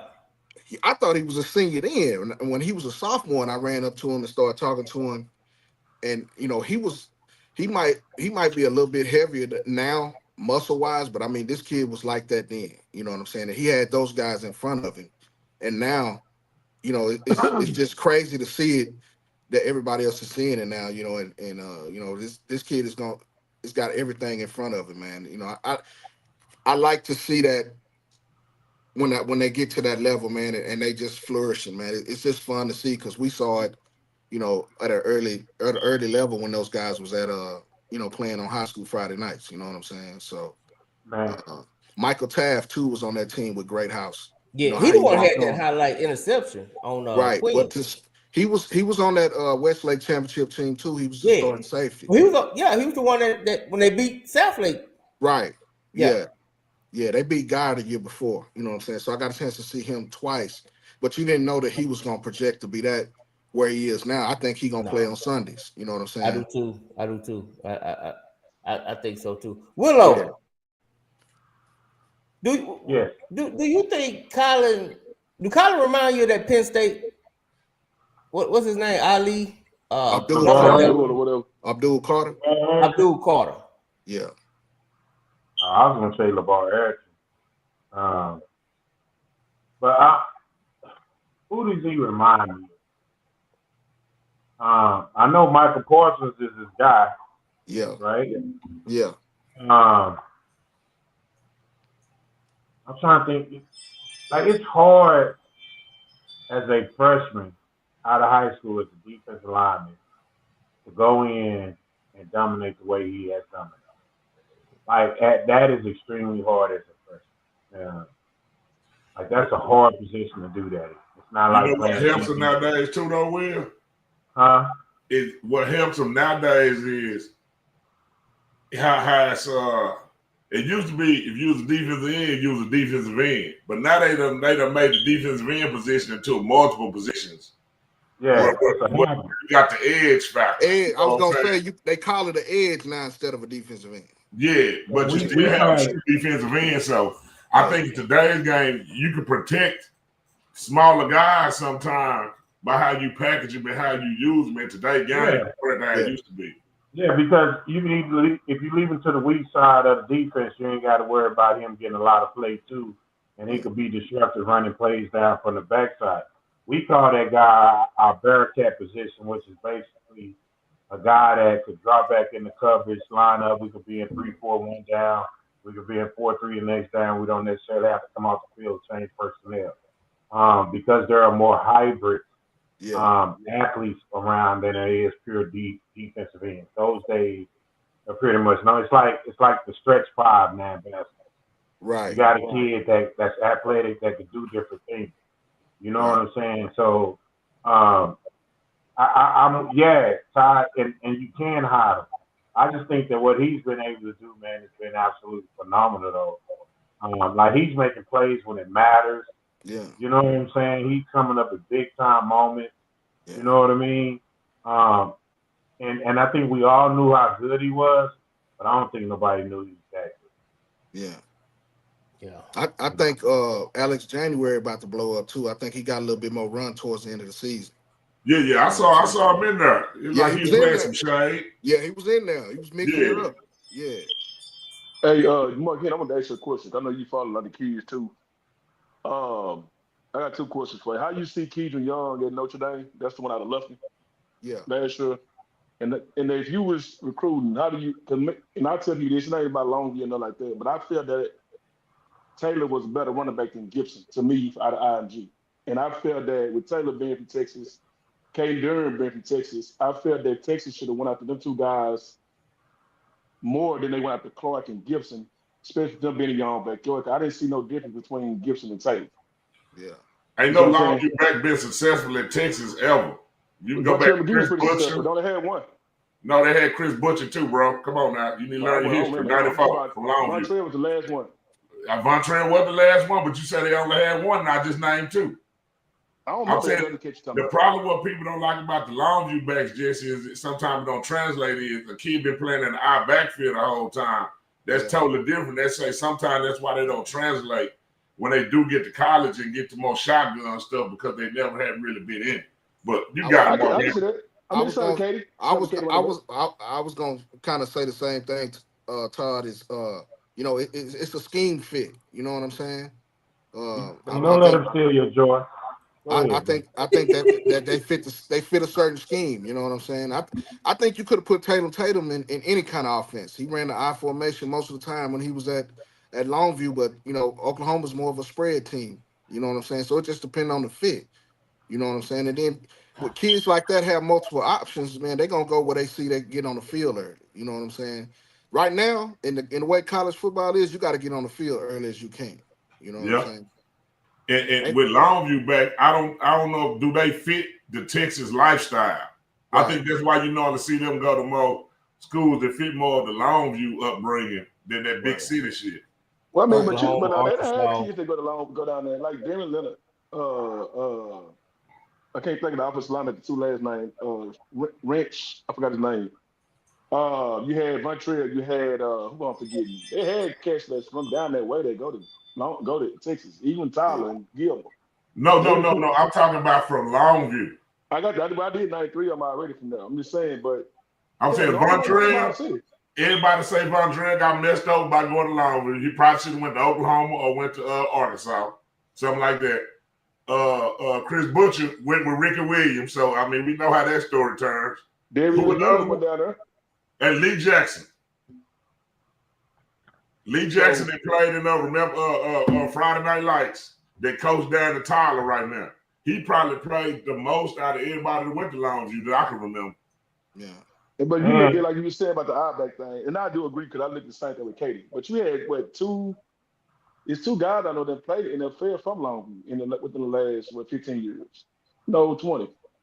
Who? Because you got Jamaica's in the league. He was in the play at Longview. You had Chris Ives from Longview.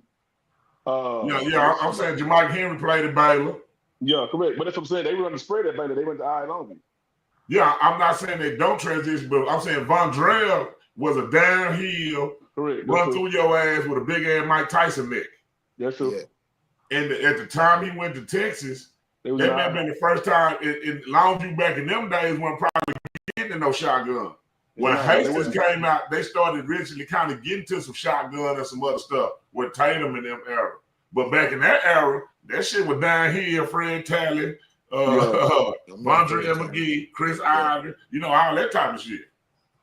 And then you got to look at what Taylor Tatum is. You got to have a baseball element in there too. Yeah, that's true too. You know what I was told by that I was told that what's that kid out of Spearman, Brendan Thompson, and the Deuce kid that played at USC, them dual sport athletes kind of burnt Texas, kind of turned them off. So they were looking at, if you evenly match, we're gonna go with the guy that's out football. Yeah. You know what I'm saying? And so But that's how they feel with Gibson. It also depends on the coaching staff at that time, because you know you got Jonah Williams is coming out of Galveston Ball. He gonna swing the bat too. You know, he in baseball too. Yeah.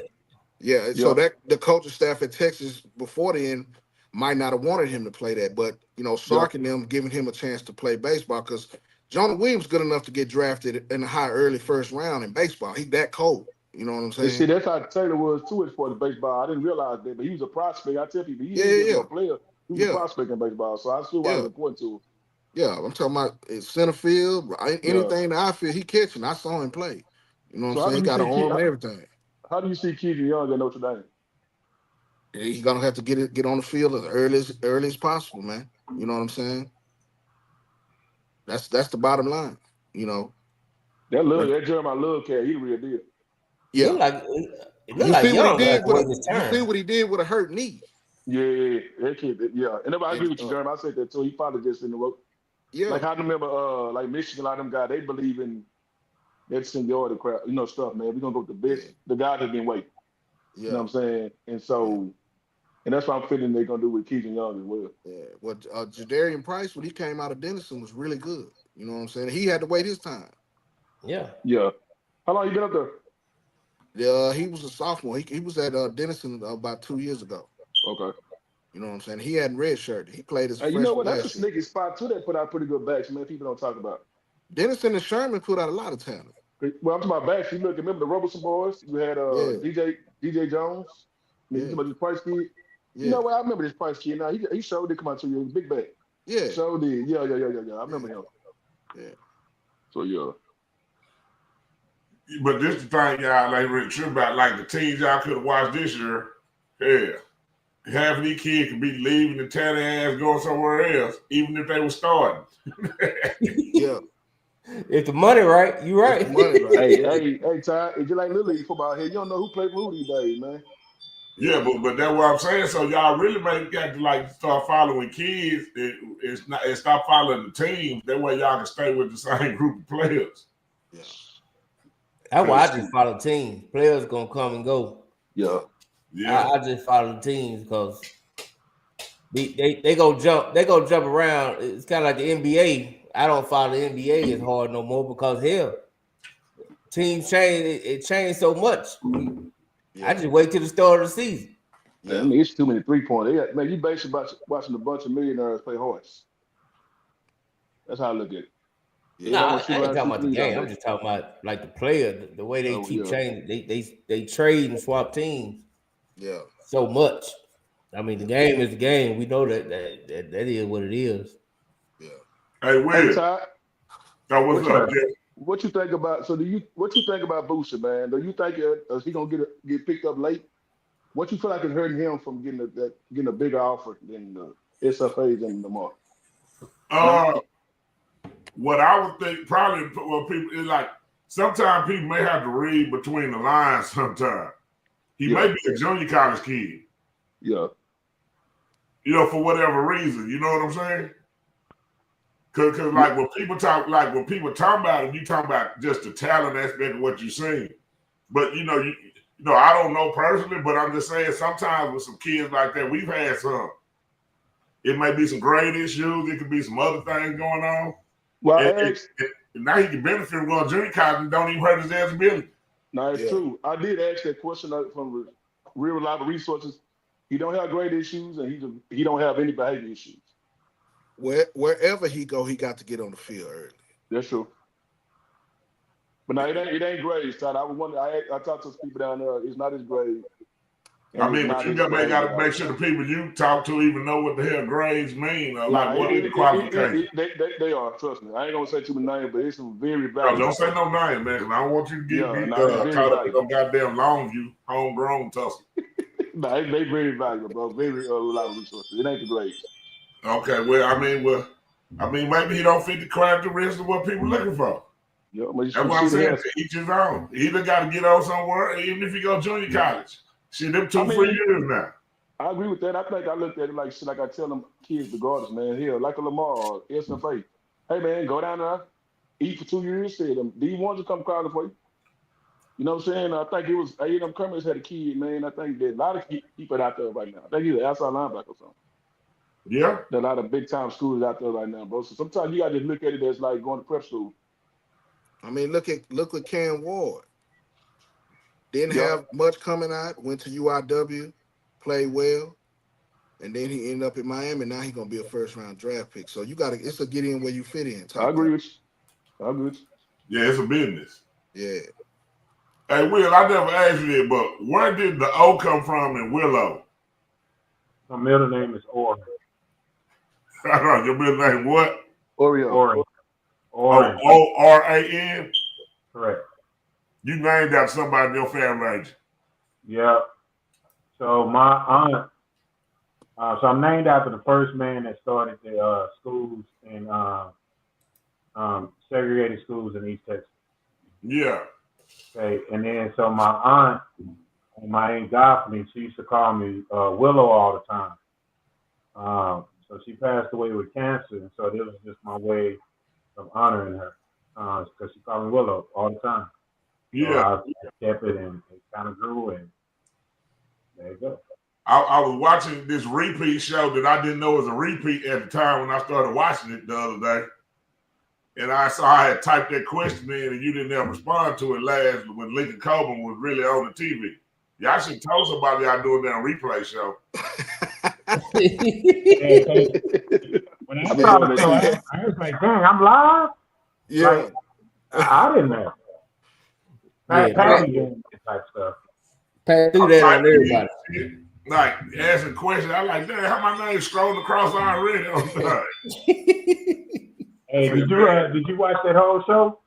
Nah, I watched to the point where I realized what the hell I was looking at what live and went over this. Have you ever seen it? Have you ever seen that episode? Yeah, I watched it live. Yeah. Oh, you watched it live. That might be one of the top 5 episodes of 2024. Yeah. I'm gonna tell you another funny one. When you talk, the other one might be one of the top 5. Is when you was talking about ice cream. Yeah, I ain't finna get started, man. But you remember that, J Mac? Man, what was your best show of 2024, man? Ooh.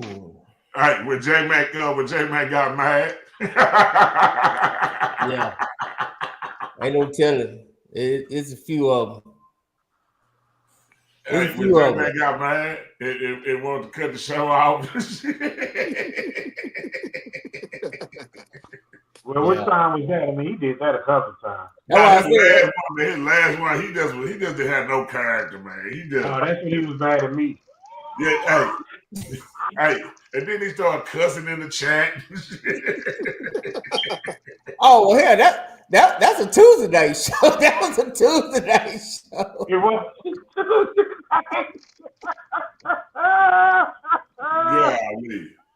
Yeah, hey. Oh, shit. That man was Oh, because we were talking about talent and coaching. Yeah, coaching and talent. Yeah, man, I don't know that. I don't know, man. It was funny. Swaggy always got some monumental shows where he go through his, this is the first time I thought it was just another skit y'all be doing that y'all normally do at the end of the year to get the ratings up, but I see OTC that really took off and said, shit, gotta leave the temptation behind. That's what he said. He Bobby Brown. He O'Shea Jackson. Nah, that boy, hey, no Vaseline in my prerogative. Yeah. Hey, it's bangers. All right. Hey, now that was anything with Swaggy tripping is funny. All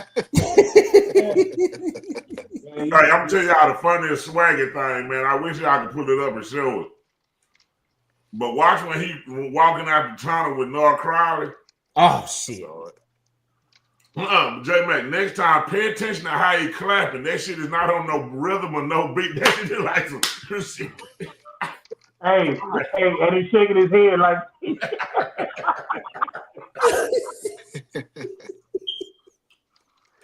nigga in WWE for real. Bruh. Then y'all got now Jesse.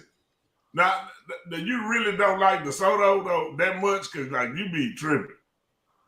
Man, there's a lot of stuff about him I don't like. I like some. I'm cool with a lot of the dads and a lot of some of the players. It's not that. It just I don't like the way they move on a lot of stuff, bro. They whine too much. They finger point a lot, do a lot of the same stuff, and they too cocky for no reason. It's just a lot of little shit they do I don't really like, bro. So it ain't really just like personal like beef, but it's just a lot of the way they act. I don't like it.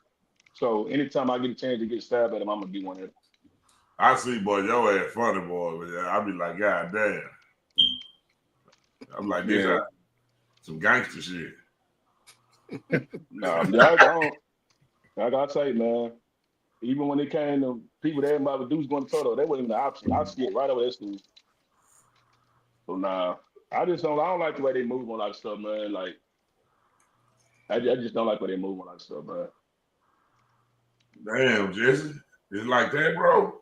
Hey, I stand on it though. I mean, when I go to the Soto game, I don't have no issue. People don't run up on me and all that kind of stuff, man. I don't make it like no beef, but like it's just that I'm me. I mean, I don't care nobody like it or not. I'm just gonna stand on what I stand on, bro. Like I ain't gonna fake with you. I'm sorry, nah. I don't mess with them. I just don't mess with the Soto like that. Okay. I got a question, man. Okay.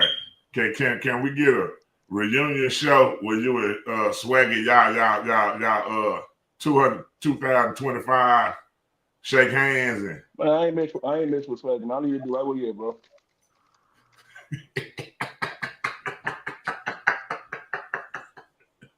Right where you at, why y'all can't show the kids how y'all can just dap up, man, and be like, sometimes you got to leave where it's at, bro. Cause I think the thing with me, bro, like I don't gotta play tough and all that. It's not me. I'm a cool guy, but I just know me.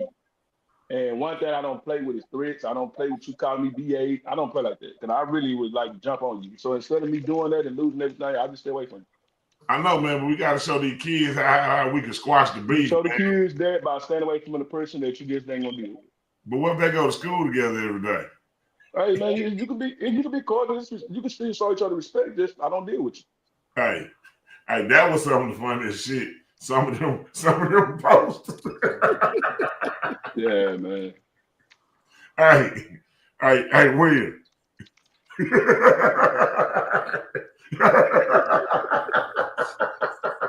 I got hit up a lot though. J-Rack. Hey. Hey.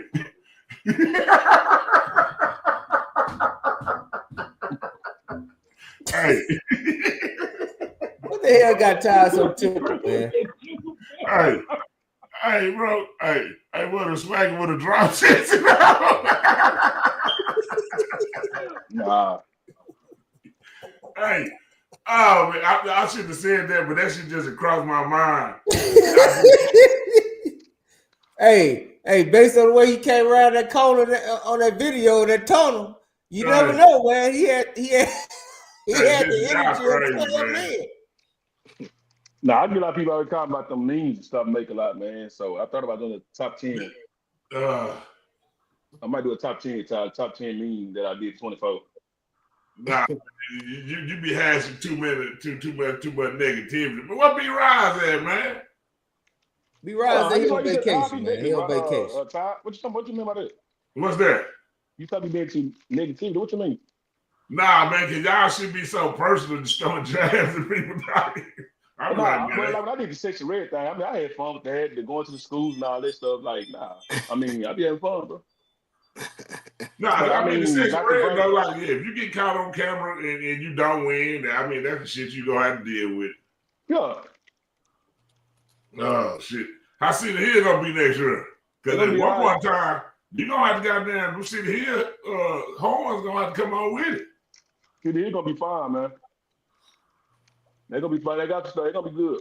They just ain't gonna do too much talking about it. We just working right now here. We just talk. Oh no, you talk about everybody else. Nah, you gotta talk about that too. We gonna be fine. So what is fine though? All his teams up this year. 3-7. 3-7. I said what's fine though? 3-7. They're not going 3-7. Yeah, right. You might go 7-3. We ain't going 3-7. 3-7. But no, they're gonna be good, man. They're gonna be good. They're gonna be straight. I can't say too much right now. Oh, I'm calling it now. Mesquite or Mesquite Horn gonna beat Cedar Hill next year. Nah, we ain't losing. We ain't Calling losing it next year. So what you saying is, Jack Yates gonna put it on Cedar Hill, and DeSoto gonna put it on Cedar Hill. No, DeSoto not beat Cedar Hill this year. Well, no, I'm talking about Orr. Didn't Orr get the Mesquite? No, that's Petite. That ain't. I said Mesquite Horn. That's Courtney. Horn. That's Courtney. Yeah. But no, we're gonna be all right, man. They working. We working. Well, I don't know, man, what kind of work y'all doing over there. Y'all need to be trying to cover people and figure out how y'all gonna get tough at the line of scrimmage. Y'all should be fighting Longhorns every day. You said what? Be the Longhorn. Y'all should be going against Longhorns every day. Listen, Jesse. So every school that you decide to support, did you make sure they had an L in it? Yeah. Is that what the L in your name stands for? Stands for legend. Stands for losing Legendary. Longhorn twice. God damn. Longview 3 times. Yeah, hey, man. I thought Jesse gonna give us some insight on Cedar Hill. Now he got gag orders. Nick told me, Nick said, I ain't mad. You got about 5 things you can say about us for you and your kid gone. You said what? Nick said he gonna cut you and your kid if you say anything else get booked. I ain't said that. I'm just not gonna do that. I know they do. They're gonna let everybody keep spectating and think when they know what they know. They're gonna be fine. Let them leave it at that. But you all saying that y'all gonna beat DeSoto next year. Yeah, we're gonna beat DeSoto next year. What about Duckville? We're gonna see. We're gonna line up play, but I know we're gonna beat DeSoto. What about Longview? Lancaster. We're gonna be Lancaster next year. Should have been this year. So yeah, the team that they only give me the worries about is just to be honest, Waxahachie and Duckville. Why? Why are you worried about them? I ain't worried about nobody. I'm just telling you that I think they're the ones that's gonna give us the most fit. But why? That's gonna be the problem. I'm not Waxahachie. They did some shit over there, man. I got to be real. That all their levels is pretty good, especially in the trenches and stuff like that, man. They're gonna be pretty hard to deal with. Of course, with Duckville, I think people don't realize they got 6 starters coming on each side of the ball. You know what I'm saying? And they got 6 starters coming on each side? Yep. No, they don't. They got 6 starters. You got Zach. You got what's the number? Is it number 2? What's the receiver name? Jason Theus. So you're gonna say 9? You're gonna say 9, 6, and 1. I mean 9, 6, and 2. That's 3. You got how many linemen? They got 3 linemen come back. Nah, that ain't true. You lied. Now the lies coming in. Now you just saying shit to make your statement. I don't know the No, they don't. They got 2 to 3 starting lines come back. Offense line. They lost quarterback, running back, and the running back is a junior. Who 27? He's a senior. No, the 20 the other one. I like the other one, but they both rotated. The sophomore. You talking about the sophomore? Yeah, sophomore. The first 2, yeah. The first 2 they were seniors. 27. Yeah, the first 2 backs were seniors. Yeah. So I'm saying, so you saying I think they got 1 lineman coming back on the O line. So you losing Russell, you losing the Corey. Yeah. And you losing that shit on who else? You got Zach. I think you losing the running backs and you losing 4 linemen. So 1, 2, 3, 4, 5. How many? That's 5. That's 4. There's the Corey that makes 6. The running back makes 7. So you bring back 3 receivers and a lineman. So 5 on offense and 6 on defense. Okay. I see you've been doing your scouting reports and shit, huh? You have got your shit marked up. Hey, that man said he ain't losing Duckville this year. So yeah, but we're not worried about no DeSoto, bro. Like that shit big. Like. See. That's what I can't see. See, you can't just say that shit. You can't say a team. I'm gonna take. Here's my thing. Just be real. DeSoto got like the Baker kid. Baker gonna be a beast. I like him. Yep. I want to. Zero got the skills and the talent. I just want to see how he gonna respond, especially after the way how he ended this season. That's about the other running back. Yeah. You got Of course, of course, Booby got the ratings, but I want to see Booby step up a lot more in big games. And I'm saying that because we know he got the skills, but I want to see him step a little more up in big games.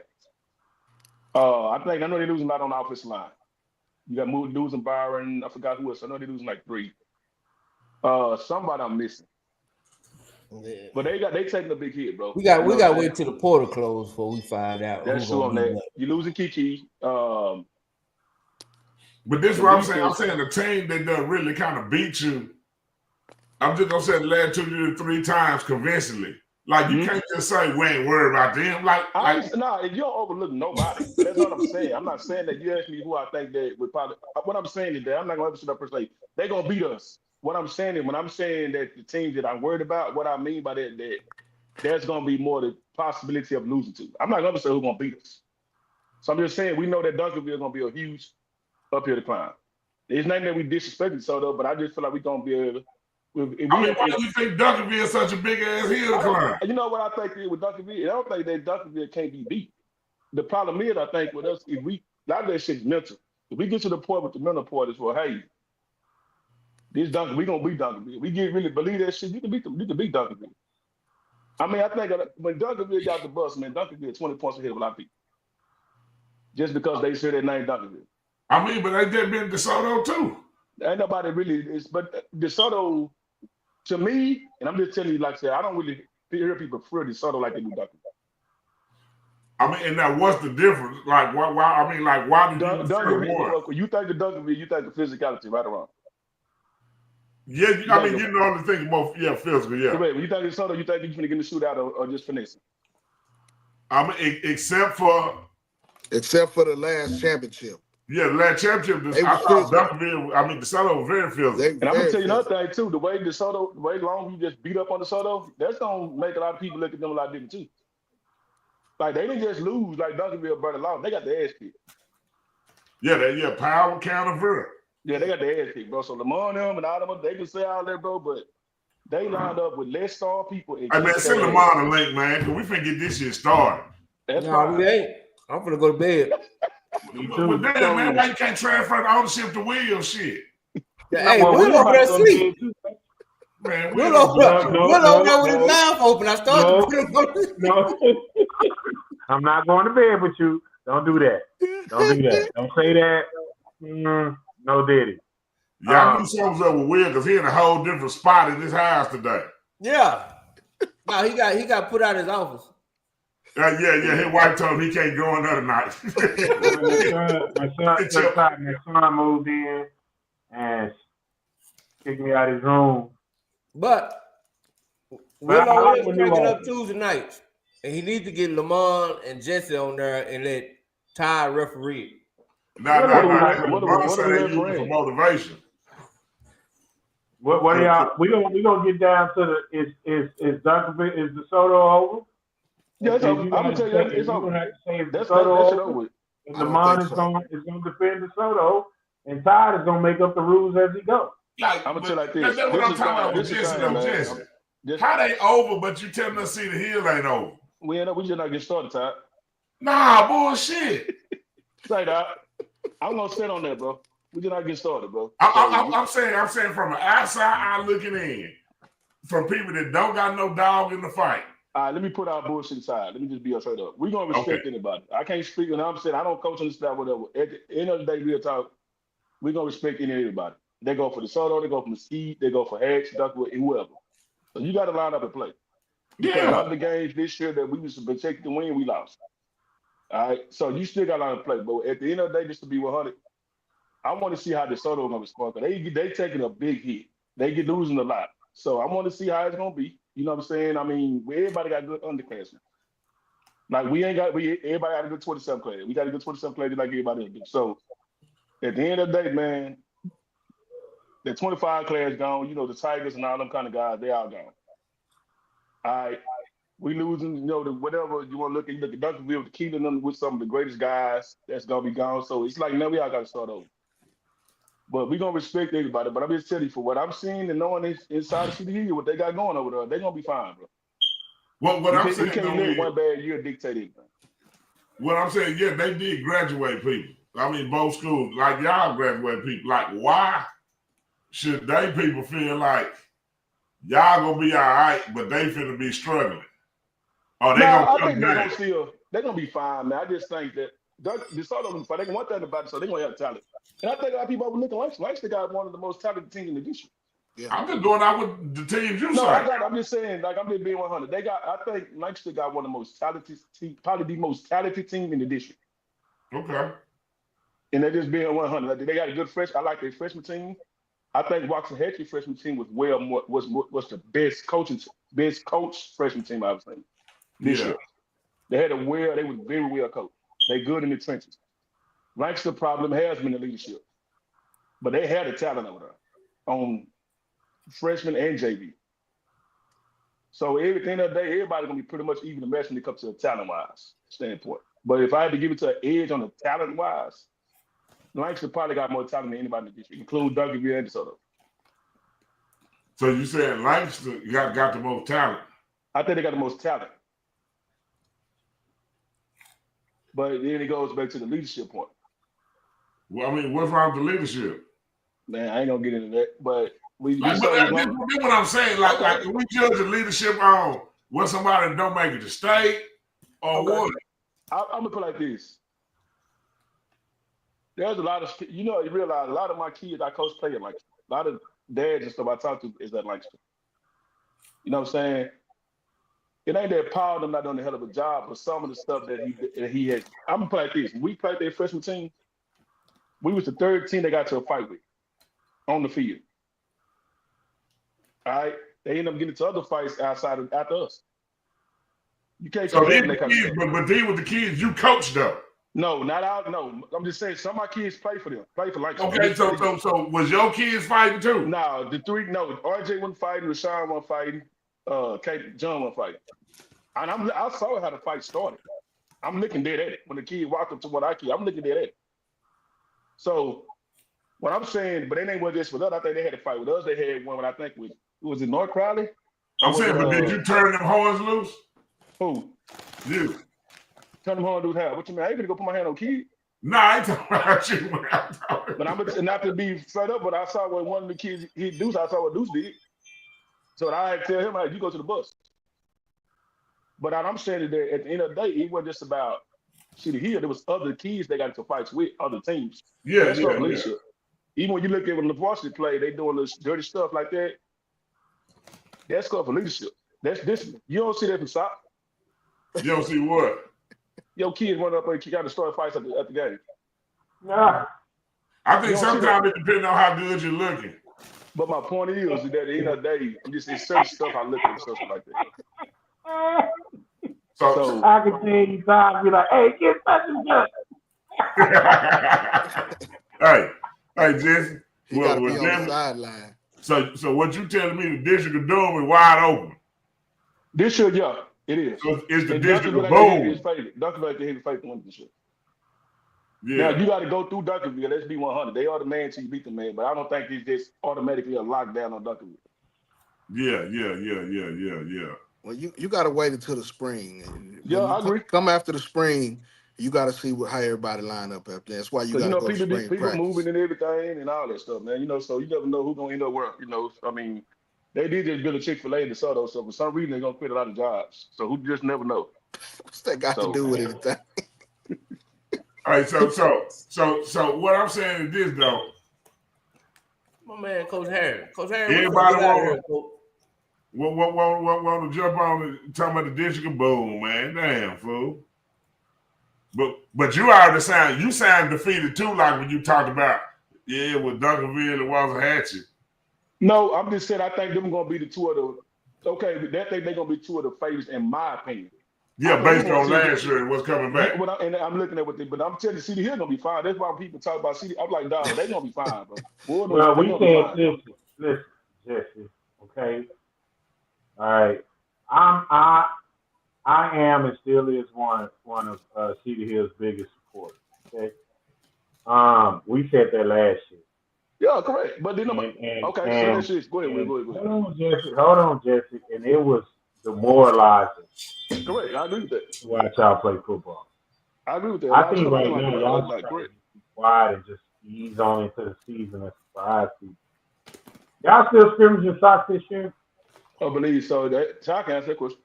Yeah. If they coming to us, shit, we need that. But I think y'all need to load up and come there, and then you need to go grab another team, Ty, and have us a nice three-way scrimmage. Oh, with who? I don't know. Let's find another team.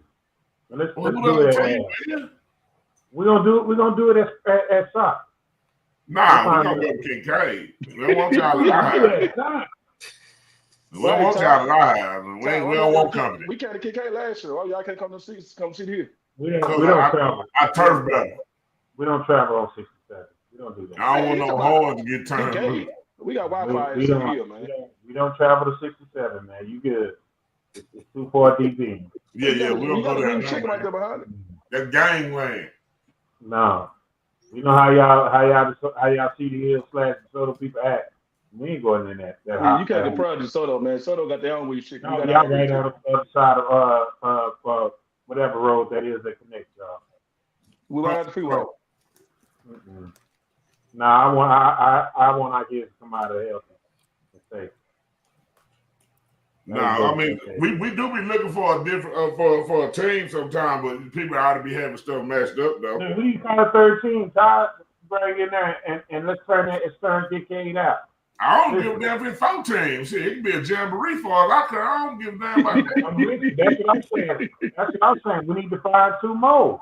I just ain't going nowhere. If I ain't get the gate, we ain't going. Listen. As long as we don't invite them people from Goon City, we'll be fine. Big Rich. What's up, Big Rich?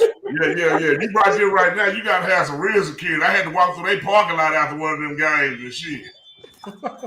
I thought the goddamn Bloods and Crip movie going on. Yeah, you can't even wear no crowded colors. They said you got to wear gray. You know. Hey, them motherfuckers in that parking lot, boy. I was like, oh my god, they for real. You can't take them nowhere, cuz.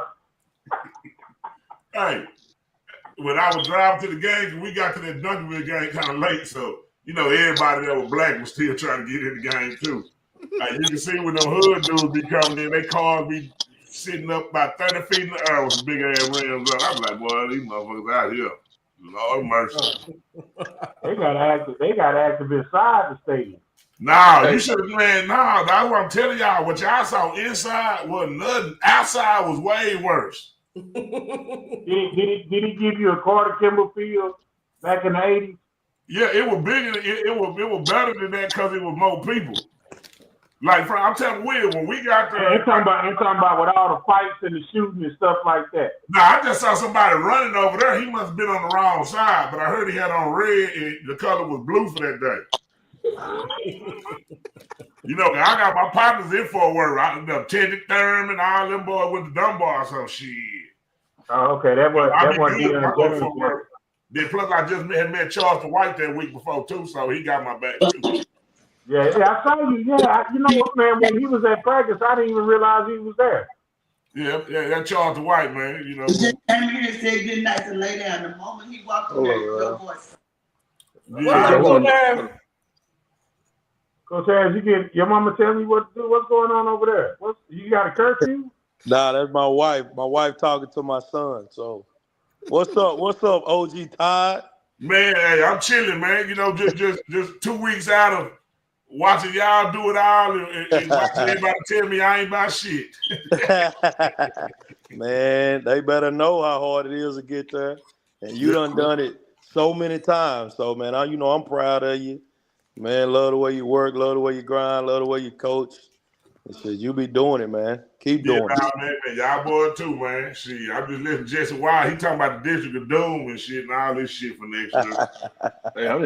He already talking about their third place and shit. Kind of shit. I ain't saying third place. Hey, Junior gonna be on varsity or JV? Hey, it's to be said. I tell you what, we're working. Okay, I want to hear it. He working hard. Now he went to your boy house today. Got some work in. Then went over to Xavier and got some work in. So he working 5 days a week right now. My boy gonna be on JV. I'm gonna tell like this time. I'm gonna tell like this. Like I'm trusting the process overall, bro. Like real talk. If he's not ready for Boston, he just not. I'm not gonna force him. Yeah. If he had the talent to play it, yes. Like we working on getting bigger, stronger, get more flexible. That's really the main thing. Getting stronger. Yeah, I just don't want you to don't feed it because you mad if he ain't starting on varsity. Nah, I would rather him start on JV than not play on Boston. Yeah, I don't want you acting now mad and don't treat the boy right and shit. Nah, one thing I know, if he gonna play JV, I know he'll start. He gonna be one of the main guys on JV. I'd rather him play on JV because the reps is more important than just send him on varsity. I ain't looking to rush on him and say I'm on my boy on varsity if he ain't getting no playing time.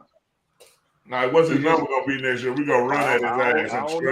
I don't know. He got to earn it, but he got to go out there. He got to put the work in. Like I told him, you put your work in, do your part. That's all I can ask you to do. Huh? He's number 68. Nah, he Jesse boy. He gonna have one of Longview top numbers and shit. He gonna wear in honor of a Longview great or some shit. He gonna be number 68, cuz. No, we working those times. We working, man. We working hard, dog. So I can just ask that he's working hard. He's learning. He about almost 6'2" now. It's about 6'2", 205 right now. So we're trying to get to about 215 by April. God damn. What you feeding them? Horses? Nah, man. Eating, I make him get up in the morning. I make him about 3 pieces of sausage, 4 eggs, and toast. Make him drink a protein shake with that. Make him eat again at school. I make him sandwiches. He take to school with him. He made that while ago. I made it. Make him an extra hamburger or something in the air fryer and take to school with him tomorrow for workouts. Hey, you vested, ain't you though? You like I'm these? vested, dog. He come home. I make like what I do. I grill like 10 chicken thighs, and he can eat them for like 2-3 days. When we eat with that, we'll cook. My wife will cook, she will eat whatever, but then if he's still hungry, eat them thighs and some macaroni and cheese or something. Let's go. You need the offensive lineman, son. So what?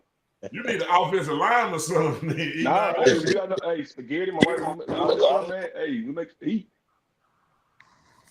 Hey, so why don't you start doing this, man? Start videotaping that shit. So, like, make a little YouTube channel. I'm actually starting. That's not a bad idea. I record this stuff with these workouts today, and but that might not be a bad idea, man. Honestly. Yeah, we just. I went my microphone and stuff. It ain't hooked up yet though, but I got my microphone. I'm finna start podcasting, and I want to get in the game. You know what I'm saying? And you've been on the whole tour here since the season's been over. Yeah, you've been on the Grind Time show. Man, you've been on a whole lot of shows, man. You in barbershops, you in No, that wasn't even no show. That just some hood crap with somebody holding the telephone. Hey, don't you tell Quentin that. Hey, Will, talk about I won't pull up. Boy, what? Hey, Will, when I walked in, they said, "Damn, you came from by yourself for real?" It sure did. You ain't got nothing on you? Nope. I got the Lord with me. Anyway, ain't nobody gonna do nothing to you on the hood side. I know, but I was mad that first night though. I know, and quickly, I know you was mad that first night. You was gonna look for people. yeah, for real, yeah. I couldn't even enjoy my birthday steak, man. I was so heated. You was riding around looking for people, J-Mac. Oh, sorry. Yeah, well, I know who you was looking for. Oh. Hey, Jesse, Lamar said they're gonna beat y'all about 40. Man, just like Long, we beat them about 40. So I ain't gonna hear that crap, bro.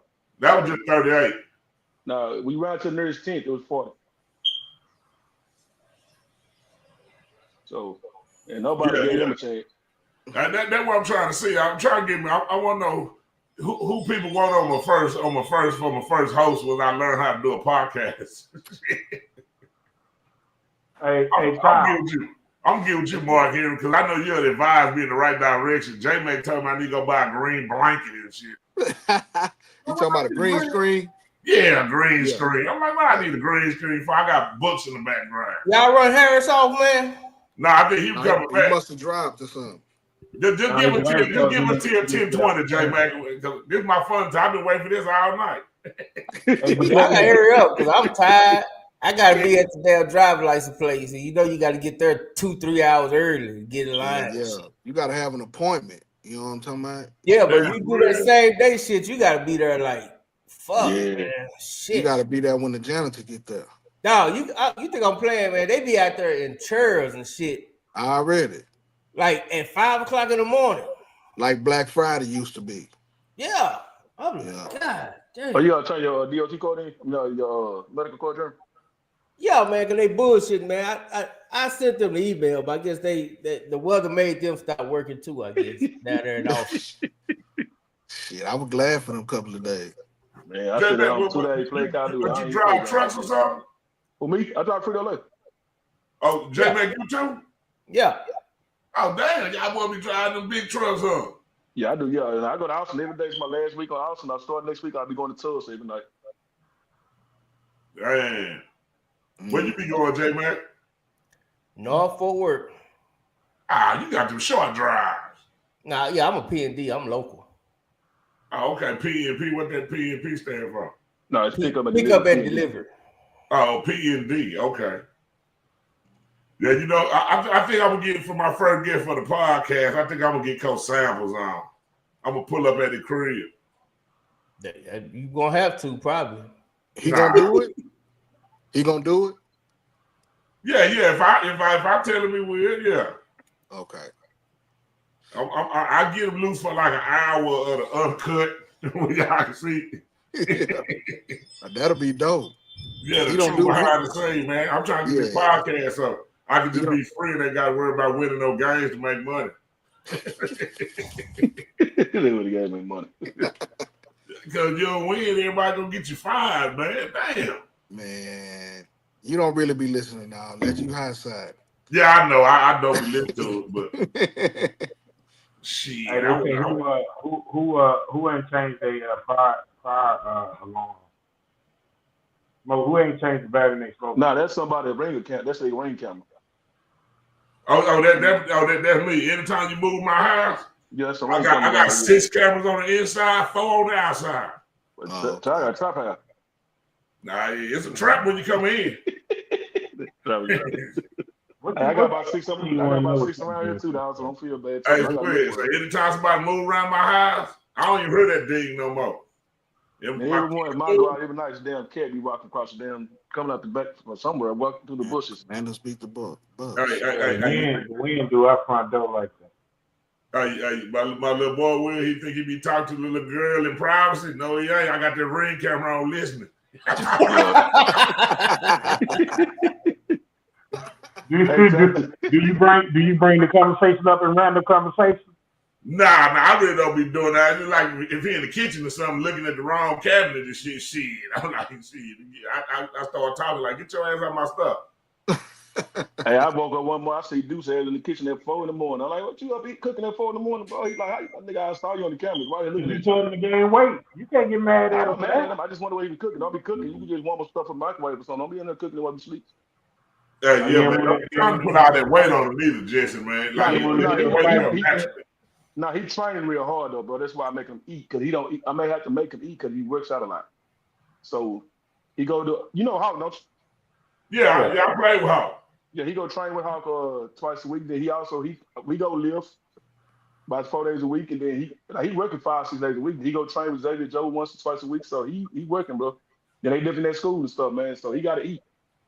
Yeah, Raymond Weather, yeah. He gonna be out there. Shit, he ain't got no choice. I ain't gonna be out there, but I'll make sure he there. Yeah, Hawk do a good job, man, with that, man. So that's one of the best workouts that he do is sport with that. But who you think? Like, who you think some of the top teams for next year is? Like, barring any classification. You about the sport high school? I think South Lake Carroll will probably be in the top 5. Okay. They got a lot coming back. Yeah. They had a lot. They got a lot of kids. Yeah, except Davis Penn will be back. The quarterback will be back. Them 2 receivers, Brock Boyd will be back. The whole defense. Yeah, except for that tight end, I think. So what, they just lose the 2 running backs, really? That was already hurt? Yeah. Lose one. The other one committed to USC. Yeah, he already gone. He leaving. So the other running back come back? Yeah, he was going to Baylor. Oh, dang, okay. I didn't know that. Yeah. No. That they 26 class is good. They loaded. They loaded. Yeah. I think Noah Crowley will be back. I don't know if they're gonna win it. I think Crowley gonna be good next year. I think Crowley gonna be good. I saw a young quarterback last week that they gonna have that's gonna replace Caleb. I think Longview will be good. It's Longview and Carl gonna be probably the top 2 favorites in Division 2. Yeah. Louisville got a good 27 class too. Yeah, they do. They do. You know what I'm saying? Can they get over the hump though? It's like it's like they always. Well, I mean, look at who they run into in them first and second rounds. You know, who they run into? They've been running into Prosper. I think they played Prosper or Guyer. Yeah, Guyer. No, Allen. And Allen, yeah, they played Allen. Allen. Yeah. Allen gonna be how Allen gonna be next year? I think Guyer got a very good 27 class too. The quarterback that they got coming in now, I think had a higher ceiling than the one that went to Florida State, Zephyr Cry. You know what I'm saying? And both of them D linemen they got coming back. Cobbs is coming back too, 2026. That's he the brother of the Cobbs that played running back there a few years ago? Yes, sir. He the blood brother. Okay. He bigger than him at this point. You know what I'm saying? Yeah.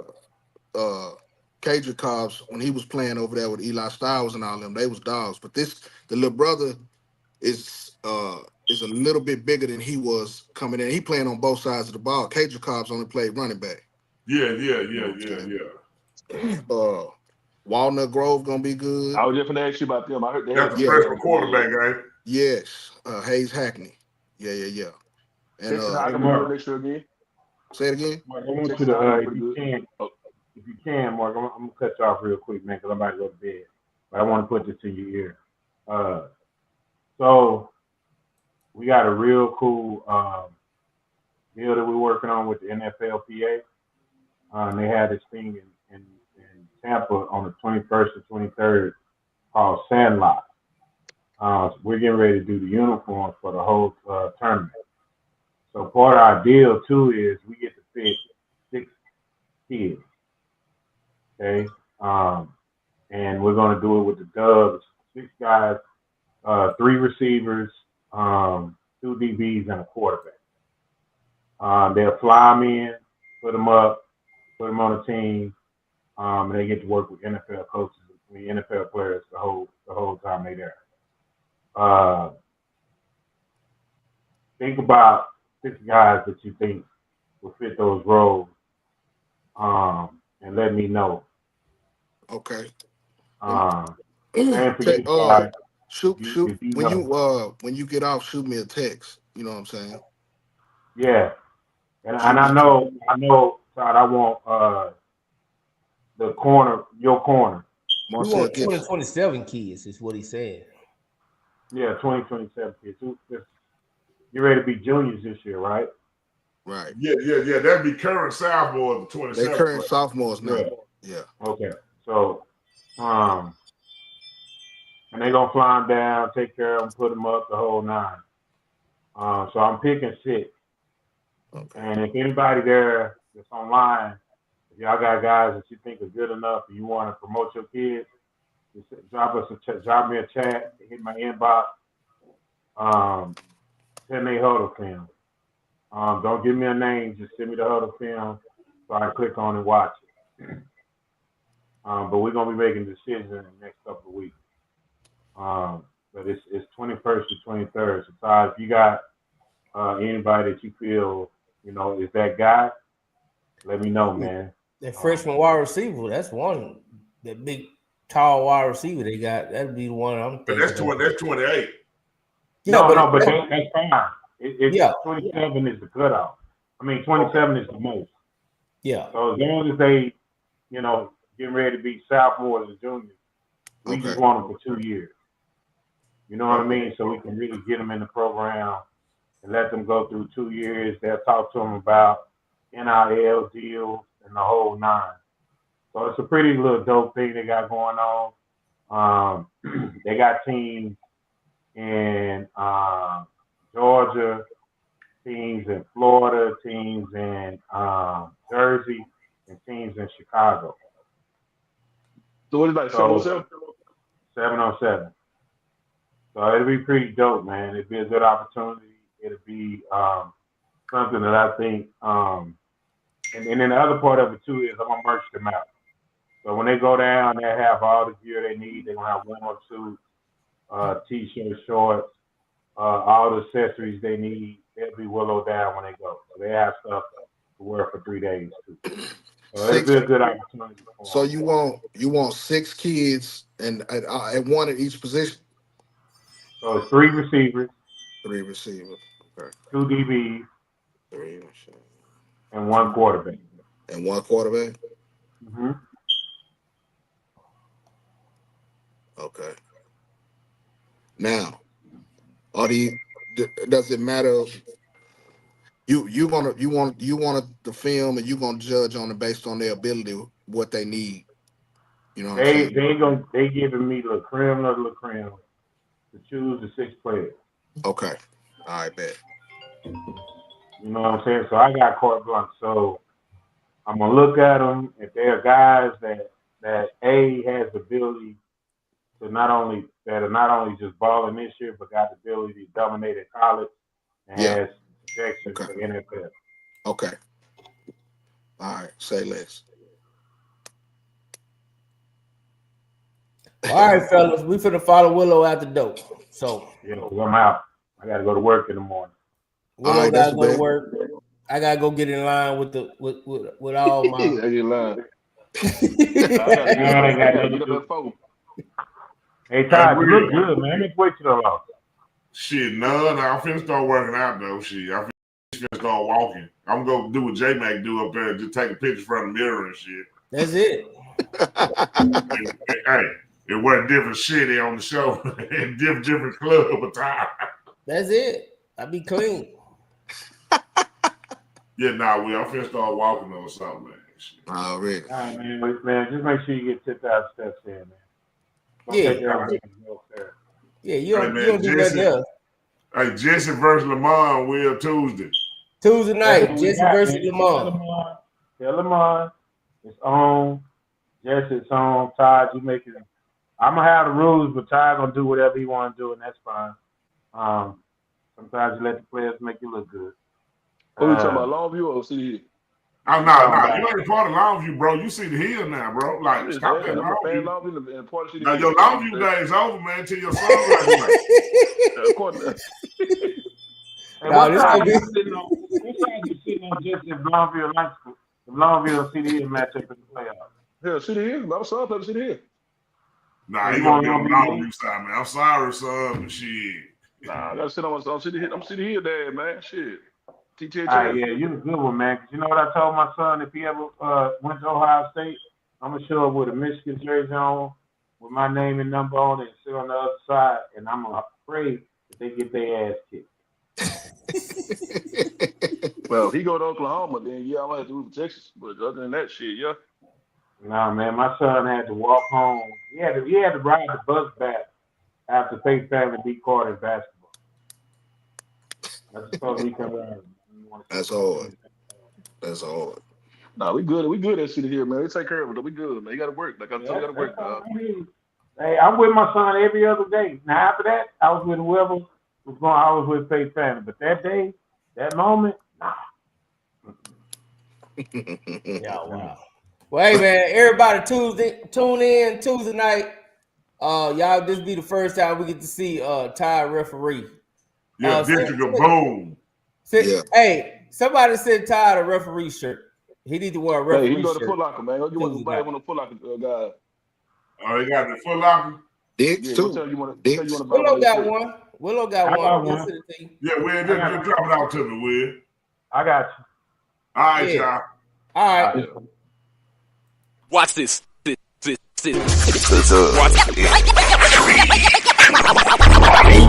Football talk is a big hit. Sunday nights to Wednesday nights, we striking a match cause we lit. Y'all know the name, we call it the Dub. On Friday nights, it feel like a club. Getting that VIP treatment on the sideline, they showing us love. Great interviews, go Hoods, putting in work, go good. Texas youth and high school talking to page on Facebook, hold up. Coach trying to stand on the scene, giving advice, he do what he mean. J Mac and Swaggy Big, rocking the gear, it's so clean. We rise and go teasing, off the